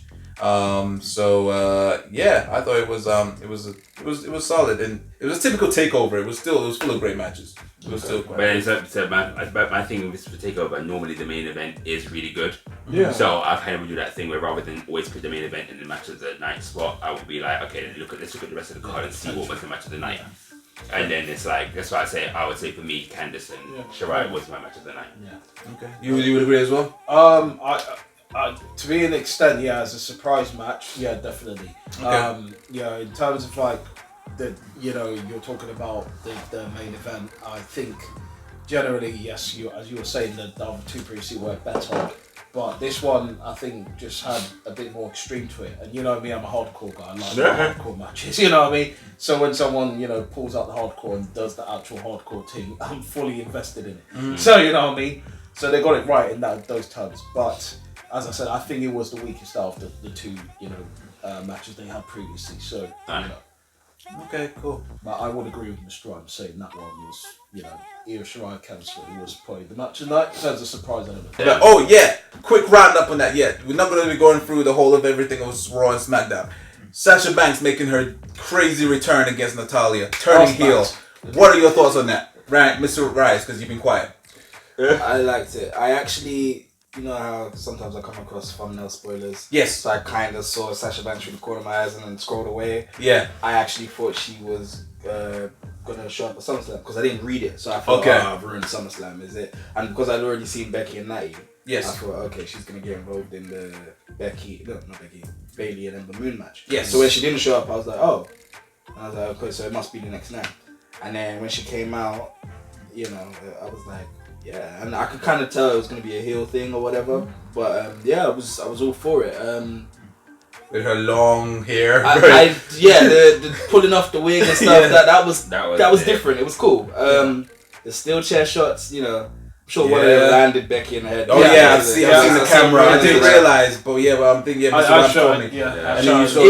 was just good. Again, something that I can't. If I was to critique it, I'd be nitpicking. But overall, it was really good. I mean, it was cool. I mean, obviously Becky was the one that had to, because it wasn't going to be Sasha Banks coming back to fight Natty. But I'm very intrigued to see where it comes from. I'm hoping that she kind of, as a character, implements a little bit of real life into it. 100%. She's been gone for 6 months. Corey even said, she's been doing cryptic messages, she's been busy pouting or whatever. So I'm hoping she comes back with this company doesn't appreciate me. Now I'm looking forward to it. Yeah. I'm looking forward to it. I think also what happened, Corey really showed it as well. With Corey saying, she's doing that, she'd be back on Twitter saying, Corey definitely showed it in the case. When she hit Natty, and he was like, what did you expect? But now what I'm saying, it's almost like the Saxton thing in reverse. So what, is he now going to be for Sasha Banks? Because he's always critiquing her, but now she's a heel. No, he was still critiquing her. Yeah, now, because it's just happened, but over time, is he going to now probably justify what he's saying? But that's just he's going to be doing Michael Cole, it's boss time! I know. It's boss time! But I'm for it. I think Sasha is someone that Becky could lose the title to. It should do. And there was a time where I wanted the title to be as far away as possible from Sasha Banks. Yes, yeah. But now it's like a new Sasha. Yes. You know what I mean?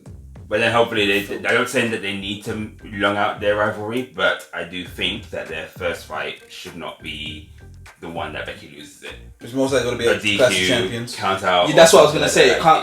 It has to be that, isn't it? It can't be a loss, because that would hurt Sasha, wouldn't it? Yeah. Well, Sasha can't return and win straight away, because then that would mean that would just pointless. That undoes everything that Becky's done. But then if she comes back and they just do like the DQ finish or the match didn't never started or something like that, you can kind of drag it or just. It's got to be Kofi Orton, basically. Yeah. Well, no, not necessarily, because it's like, okay, so Becky's character is that she's got a chip on her shoulder, right? So she's like, she's the man. She feels like she can just do whatever she wants. Yeah. Whereas Sasha Banks is also come and she's doing the same thing. So now it's just a clash of egos. So the idea is that if you can just make them be like uber violent with each other, or just kind of take it to that point, where even if it was a thing where their match was gonna be like it didn't even start. Kind of like what Trish and Lita did when Lita just literally like threw out the ring and started hitting with a chair and stuff. Like, it didn't even start. So they could even just have a moment like that, like let it be that either Sasha's taking Becky too far, so Becky just explodes, or Sasha explodes. Like just don't even let the match start, and then now you've given us a reason for them to go to Hell in a Cell, another women's Hell in a Cell, or do this, and then that's where Sasha Banks will win or can win. Or maybe Sasha isn't even the contender. Maybe there's still a battle royal that another woman wins, and Becky goes on to have a match with that, but Sasha screws that over or whatever, or gets involved. Just because Sasha's done this doesn't mean she needs to be next in line. Do you know what I mean? No. They could still do it in a way where, like, honestly, who else is there on Raw that's actually credible? Because everyone else is either injured or they're just not in the title picture. So like, Natty was the only woman that was not like. That was Dana Brooke. I was gonna say, who's on the Raw roster? Dana Brooke. I mean, Dana Brooke. I'm not gonna. If Dana Brooke is gonna fight Becky Lynch, all due respect to Dana Brooke, I'm not. She's not gonna win. Like, I was just joking. And then it's as much as I love her, but and it's like you're just not gonna say Dana Brooke is gonna be like the one that's gonna dethrone Becky Lynch. You're not gonna say is Alicia Fox even still there? I don't even know. Yeah, this is what I wanted to ask. What's the deal with Alicia Fox? Because she was on the Raw reunion as a legend. Yeah, she was on the reunion. No, real talk. Like, I need someone to sit me down and explain that, because I get it. She's been there for a long time, but she's on the active roster. Yeah, I know, right? Like, I don't understand it. And then she went missing for a while. Like, she was wasn't she like I don't want to say suspended, but she was like, she had that thing with with Ronda Rousey. Yeah. So she was just kind of just off the. And apparently she drank on the job. Yeah, that's about to say. She showed up at wrestle, and then he got his papers. Like, Yeah, it was a lot. Yeah, it was. Wait, hold on. So you have so in terms of rewind. So we're talking about the credible people when that's on the road. So we said Dana Brooke and Alicia Fox, no. But then so we said Natty. But then, I kind of forgot that she's there because they haven't really been using her. But Naomi is still there. Mm-hmm. Oh yeah.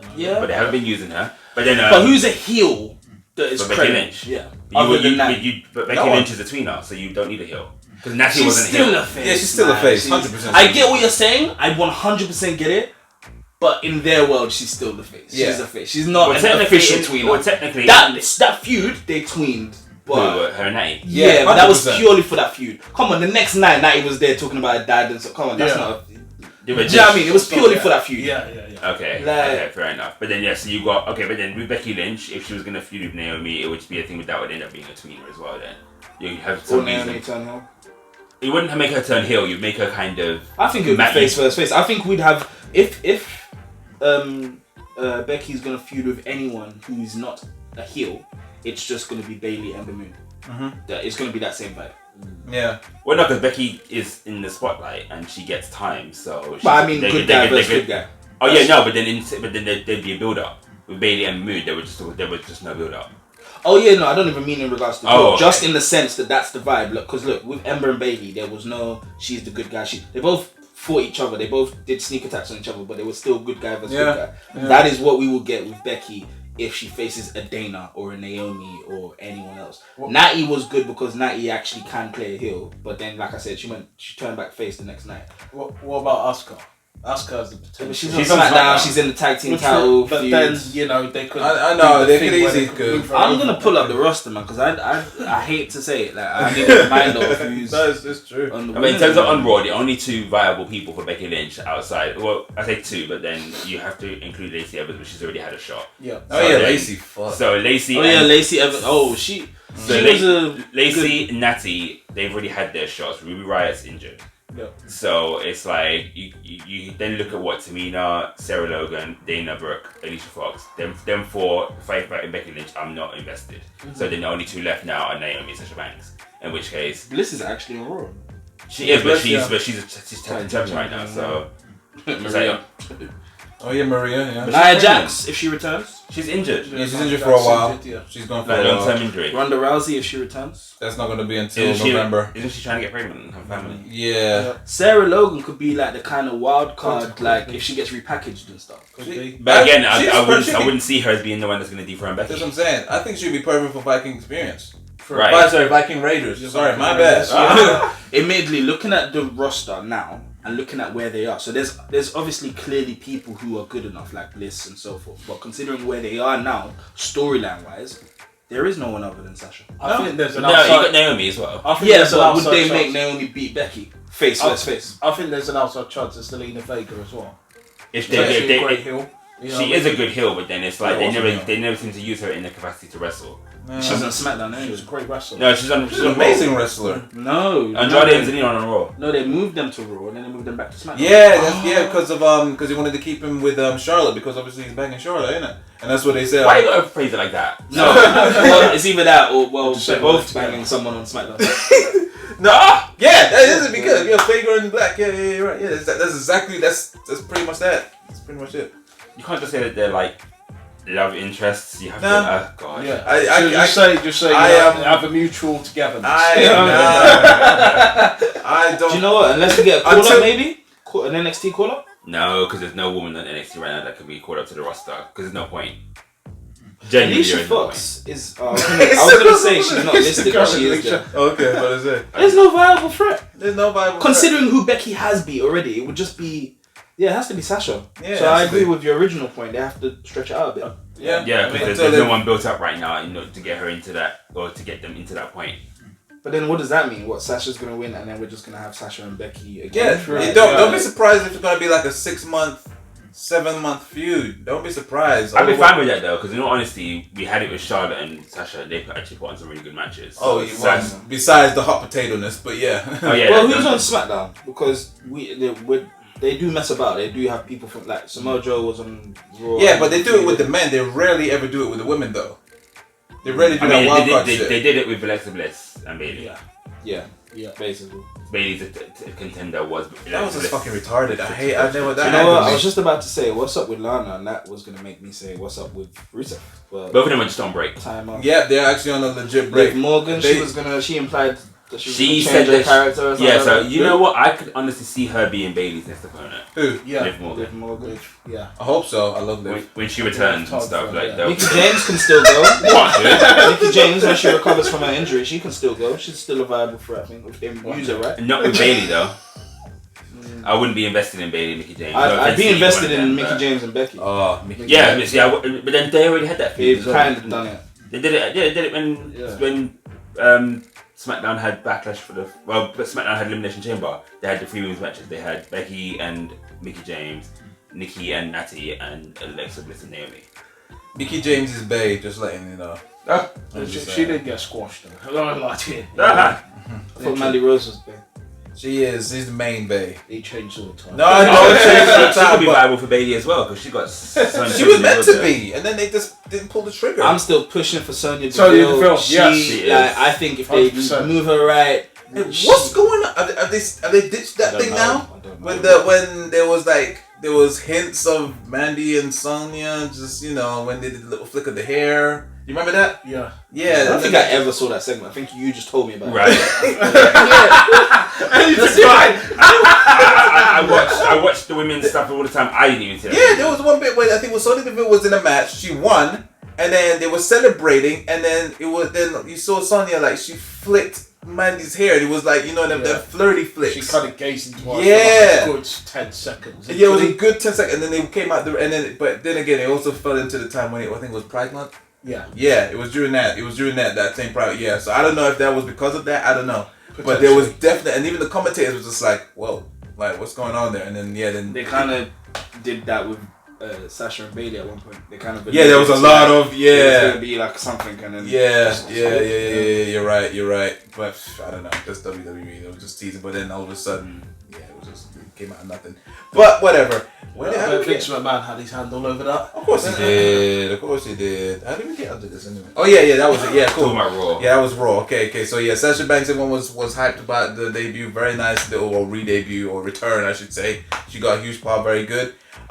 Moving on to the next segment. A lot of people didn't actually know this if you watched it on the UK show, but King of the Ring has been announced to make its return to Raw. As of this recording is on next Monday, which is I don't know what the day is. I think it's the 19th. Is it going to be on SmackDown as well? Or just Raw?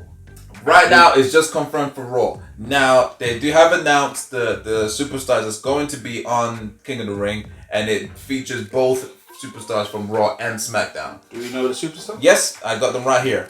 Oh. Thank God for these. So yeah, from Raw, the superstars are Ricochet, Miz. See, already, it just seems like, I love The Miz and I love Ricochet, but you're just already telling me that it's not main event. Like, do you know what I mean? Like, I don't know. I agree. Let's you two. Just let me finish. Go on. I've already got like 5 questions. I kind of saw the images of the people who are going to be involved. Anyway. It didn't excite me. I'm just going to be honest with you. So yeah, Ricochet, The Miz, Cedric the Entertainer. Do you mean Cedric Alexander? Yeah. That's what I mean. Cedric the Entertainer. He does entertain me. Drew McIntyre. There's your winner. Yeah, should be you. The Fifth Thagaborg, Cesaro. Sami Zayn. Exactly. Baron Corbin. Welcome He's back. going to get to the semis. Samoa Joe. Oh. Potential semis. So that's for Raw, yeah? SmackDown. The 24/7 champion, Elias. Is he champion right now? Yeah. Yes, he is. Oh, okay. He bashed R-Truth in the head with a guitar and he's won it now. Hey. Kevin Owens. Huh. Wait, really? Yep. Kevin Owens. KO. Don't tell me Shane's in there as well. Oh my god. No, it's not. No. I know somehow he's going to probably take that. Somehow. Chad Gable. Who?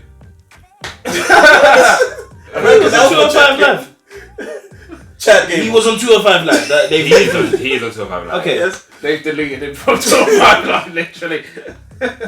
Andrade, Cien Almas. I say his full name. I like his full name better than just Andrade. Yeah. That's so basic.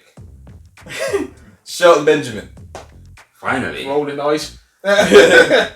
Buddy Murphy. You know what? Good, Yeah. good. Yeah. Make a Difference, Ali, whatever his thing is. What? You know this shitty thing that he does, make it it's like some preacher shit. No, he does some preach vignettes, like he's been like trying to help people in the hood and all this stuff, and does some preach stuff. Have you not seen his vignettes? Oh, I've seen No, it. we haven't watched this stuff. Yeah. Ali, you haven't seen this? It's I in kind like of switched off. I saw parts of it. yeah, just like interested. I want to be in the hood. I want to make a difference. Like so can you? And all this kind of that's what he does now. Trust me, it's Wow. Fail. That's Ali right now. He still does that shitty stuff, but yeah, whatever. I know, I like his glowing stuff. Yeah, I mean, It's yeah, cool. Yeah. yeah, I like that. cool. But this, yeah. And finally, Apollo Crews. Okay, so How you let's save squash- his name for last? You could put like anyone last. There's there. 2 people in that match that are hurt by this if they are actually really in it. Kevin Owens. I really think he's going to be in a qualifying match and Shane screws him. That's Yes, what most it likely. That's Yeah. typical. is. You said like a Kevin Owens equivalent for Raw. Say the Raw Drew superstars McIntyre. again. Ricochet, It might be. Miz, Cedric, Drew McIntyre, Cesaro, Sami Zayn, Baron Corbin, Samoa Joe. Samoa Joe. Samoa Joe. Yeah. So Drew, I know on paper is like the same box as a Kevin Owens, but I think that could actually help him. yeah, He's gonna win. Joe doesn't need it, no. and it kind of brings Joe down because Joe's just been in title shots or whatever. So yeah, it's a good opportunity, but it brings Joe down. It brings Kevin Owens down. Drew can help him go up. All the other Raw superstars, yeah, even if they don't win, it will just be good for them. But it's just like the last 2 King of the Rings. It's not the same as when King of the Ring was a pay-per-view and it was a big deal.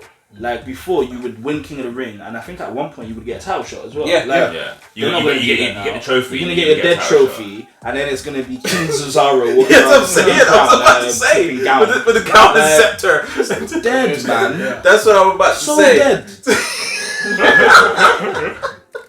That's what I'm fearing. Like you got. This is Vince. Of course, This ain't Heyman. Like That's you what know I'm about I to mean? say. Like, if whoever wins, you gotta be careful. If whoever you think is gonna win, there is a chance they're gonna come down with a scepter and a gown and a crown. So you gotta beware. Like, so that's what I'm saying. If they actually did that gimmick, who would benefit from that king gimmick? No one. Oh. Drew. I think Drew. No. No.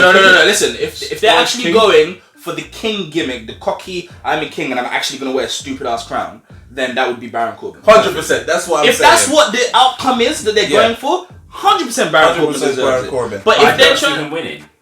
Because it's like because if you think of it as okay, then so I didn't see him win against Angle, and look what happened. No, okay. Put it down to this. So with your people that you just mentioned and whatnot, there are some think of it who could potentially be in the finals, right? Yeah. If I'm seeing Drew McIntyre in the finals, then I could easily say that I would see him facing either probably end up being Cedric.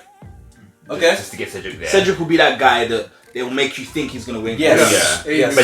But then if it's gonna be in finals, so I'm gonna instantly say I think Drew McIntyre will be in the final. But then it's like who do I see him potentially being Yeah, it against? wouldn't be So Drew I'm gonna and say Baron, so I'm gonna say like okay, then so he could be against Cedric. Apollo. I'm gonna say he could be against Apollo, but I'm thinking he could be against. They could Ali. wild card you out there. It could be Ali, but now I'm thinking could they go the route where they give you Andrade? Only because they keep trying to push him as being the next top Mexican star, so it would make sense for him to win King of the Ring because it's a big thing for him and a big achievement. But then it's like of the big stars who are in it, maybe it's just because Drew McIntyre stands out to me as being in this match. Because I don't see Samoa Joe being in the finals because I just don't think he needs it, so he'll probably get screwed up by someone else and then do something else. But it's just like so Drew McIntyre's in the final, but then who do I see him being in the final with? And he's already feuding with Cedric, so then that kind of just, again, it writes itself. But do I want to really watch King of the Ring for how many weeks or hours?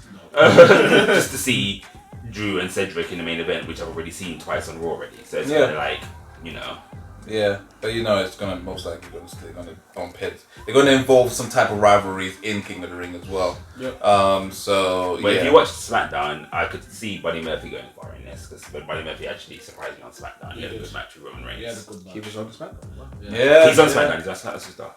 No, but I mean they actually gave him TV time. Yeah. Yeah. The only time I've seen him do anything on SmackDown is like the little YouTube exclusives. Yeah. And when Roman was looking for who attacked him. Yeah, that's the reason he had the match this week because Roman accused him. That was the reason for their match this week. And If you do watch SmackDown, that was actually that was a good match. Yeah. But so was Charlotte and Baboon. Yeah. Don't take that way. That was Yeah, that was done. No, I look forward to. I really wanted to watch SmackDown. I think shows after a pay-per-view are usually good. Usually, especially after a big one, like a big major pay-per-view. Raw begged to differ. But Right. I feel like Raw this week. It's not that it was bad, but there was just nothing from it. No. It was just There's good hey, matches. This is a good show, good wrestling, but there was no. takeaway. Yeah, there was no progress. People say what happened on Raw. It's like, okay, the one thing that happened on Raw was Sasha Banks' return. That was it. Yeah. Something came to my head earlier. I didn't want to interrupt, but potential new opponent for Seth, depending on where he's at with his injury, someone could come back. Sheamus. I mean, if he comes back, especially the physique that he's in now, so that could be brilliant. Yeah. I completely forgot about Sheamus. This is why I think those superstars that you forget about. This is why Sasha works. Yeah, because I forgot about Sasha. I honestly forgot because I was when they go away for. Because I was honestly waiting that she was going to like run a contract out and you're going to see her in AEW. Yeah, that's why I also. Yeah. That's why. I She looked like she was going to pull a Neville. Yeah. You know? But when they go away for a bit, even when they're not rumored to go somewhere else, when they're just injured or whatever, like Nia Jax, you're not really thinking about her. When she comes back, it should be huge. Like it's good when they've got time to kind of go away, lean on it for a bit, and come back. So I'd be here for Sheamus and Seth. Yeah, I wouldn't mind. Until Nia Jax botches her first move. Nobody will remember. How much? She ain't that much of a butcher. Oh yeah, she was bad. I mean, that's the compilation. I remember I sent you a compilation of all her botches, and they were like near-death experiences. She botched with Charlotte. She botches with Becky Lynch, as obviously. She botches with But some Bayley. of those, I saw that. Some of those were the other person. Like, because it's a two. Like, for example, if someone's jumping in the air and you've got to catch them and they fall, it doesn't necessarily mean the person you went to catch them botched. Like, it's a teamwork. You've got to land a certain way as well. She has to carry the weight, literally. I mean, she's right there. She has to hold with the that. moonsaults. Yeah, but if you oversell the jump, for example, you make it damn near impossible for that person. Do you know what I mean? Like, you could. But there's been most of the times when she pulls up a move and then she botches it a lot. Like there's one time I think she was meant to do like a shoulder breaker with Charlotte, and she just planted Charlotte on her head. Like it was awful. And like, everyone was just like, "What the hell is wrong with this bitch?" Like, you know, it's crazy. Like, I like her. I like the. Is she the Sin aura Cara she has. Sorry. No, Sin Sin Cara Cara would injure himself, not the original Yeah. Sin Cara.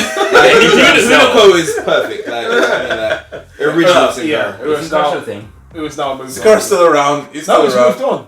He's not there anymore. No, I'm talking about as a character. The character's still around. He left the company. What are you talking about? That was when Sin Cara's left. Okay, No, the original Sakara left, and Hunico. Remember Hunico? Oh yeah. That's what I'm saying. Yeah. Because I saw him in another promotion. I figured,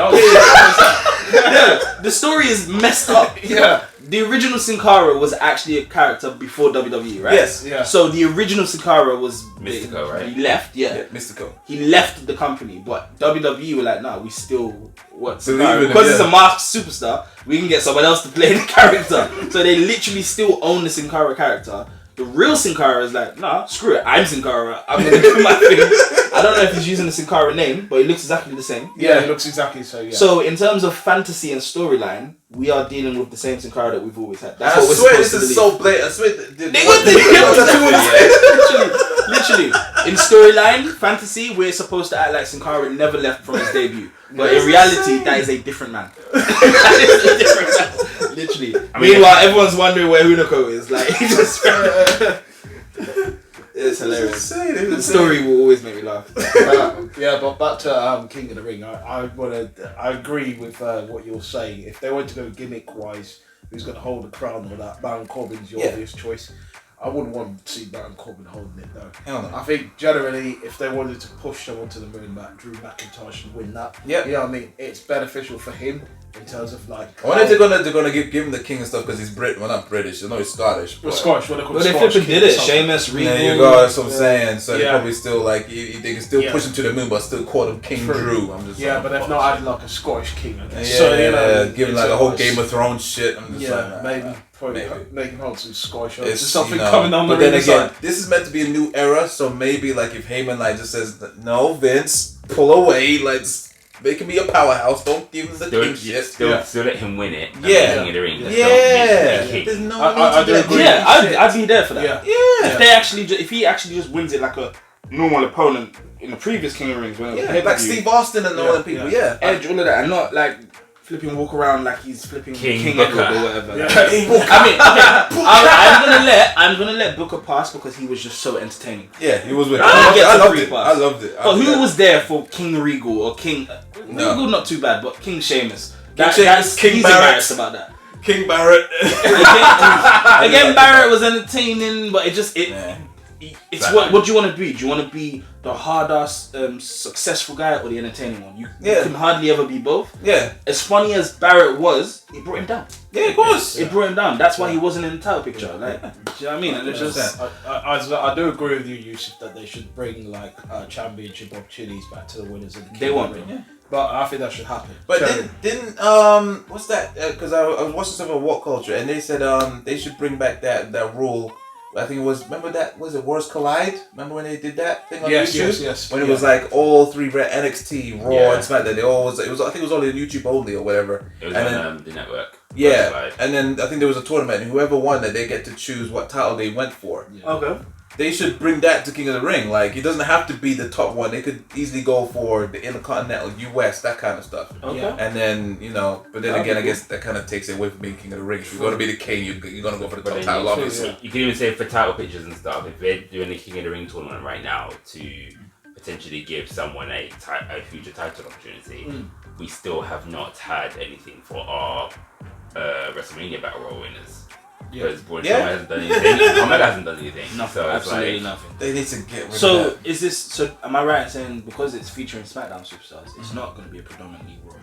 I think it might be a thing where the Raw, technically the Raw matches will happen on Raw, the SmackDown matches will happen on SmackDown, and maybe the final. I think they just focus. a pay-per-view or something maybe. Yeah, I think they just right now they're just saying on Raw because they want to try and get as much ratings as they can on that fucking thing because ratings are plummeting on Raw on USA Network right now. It's just the wrong reason to bring things back.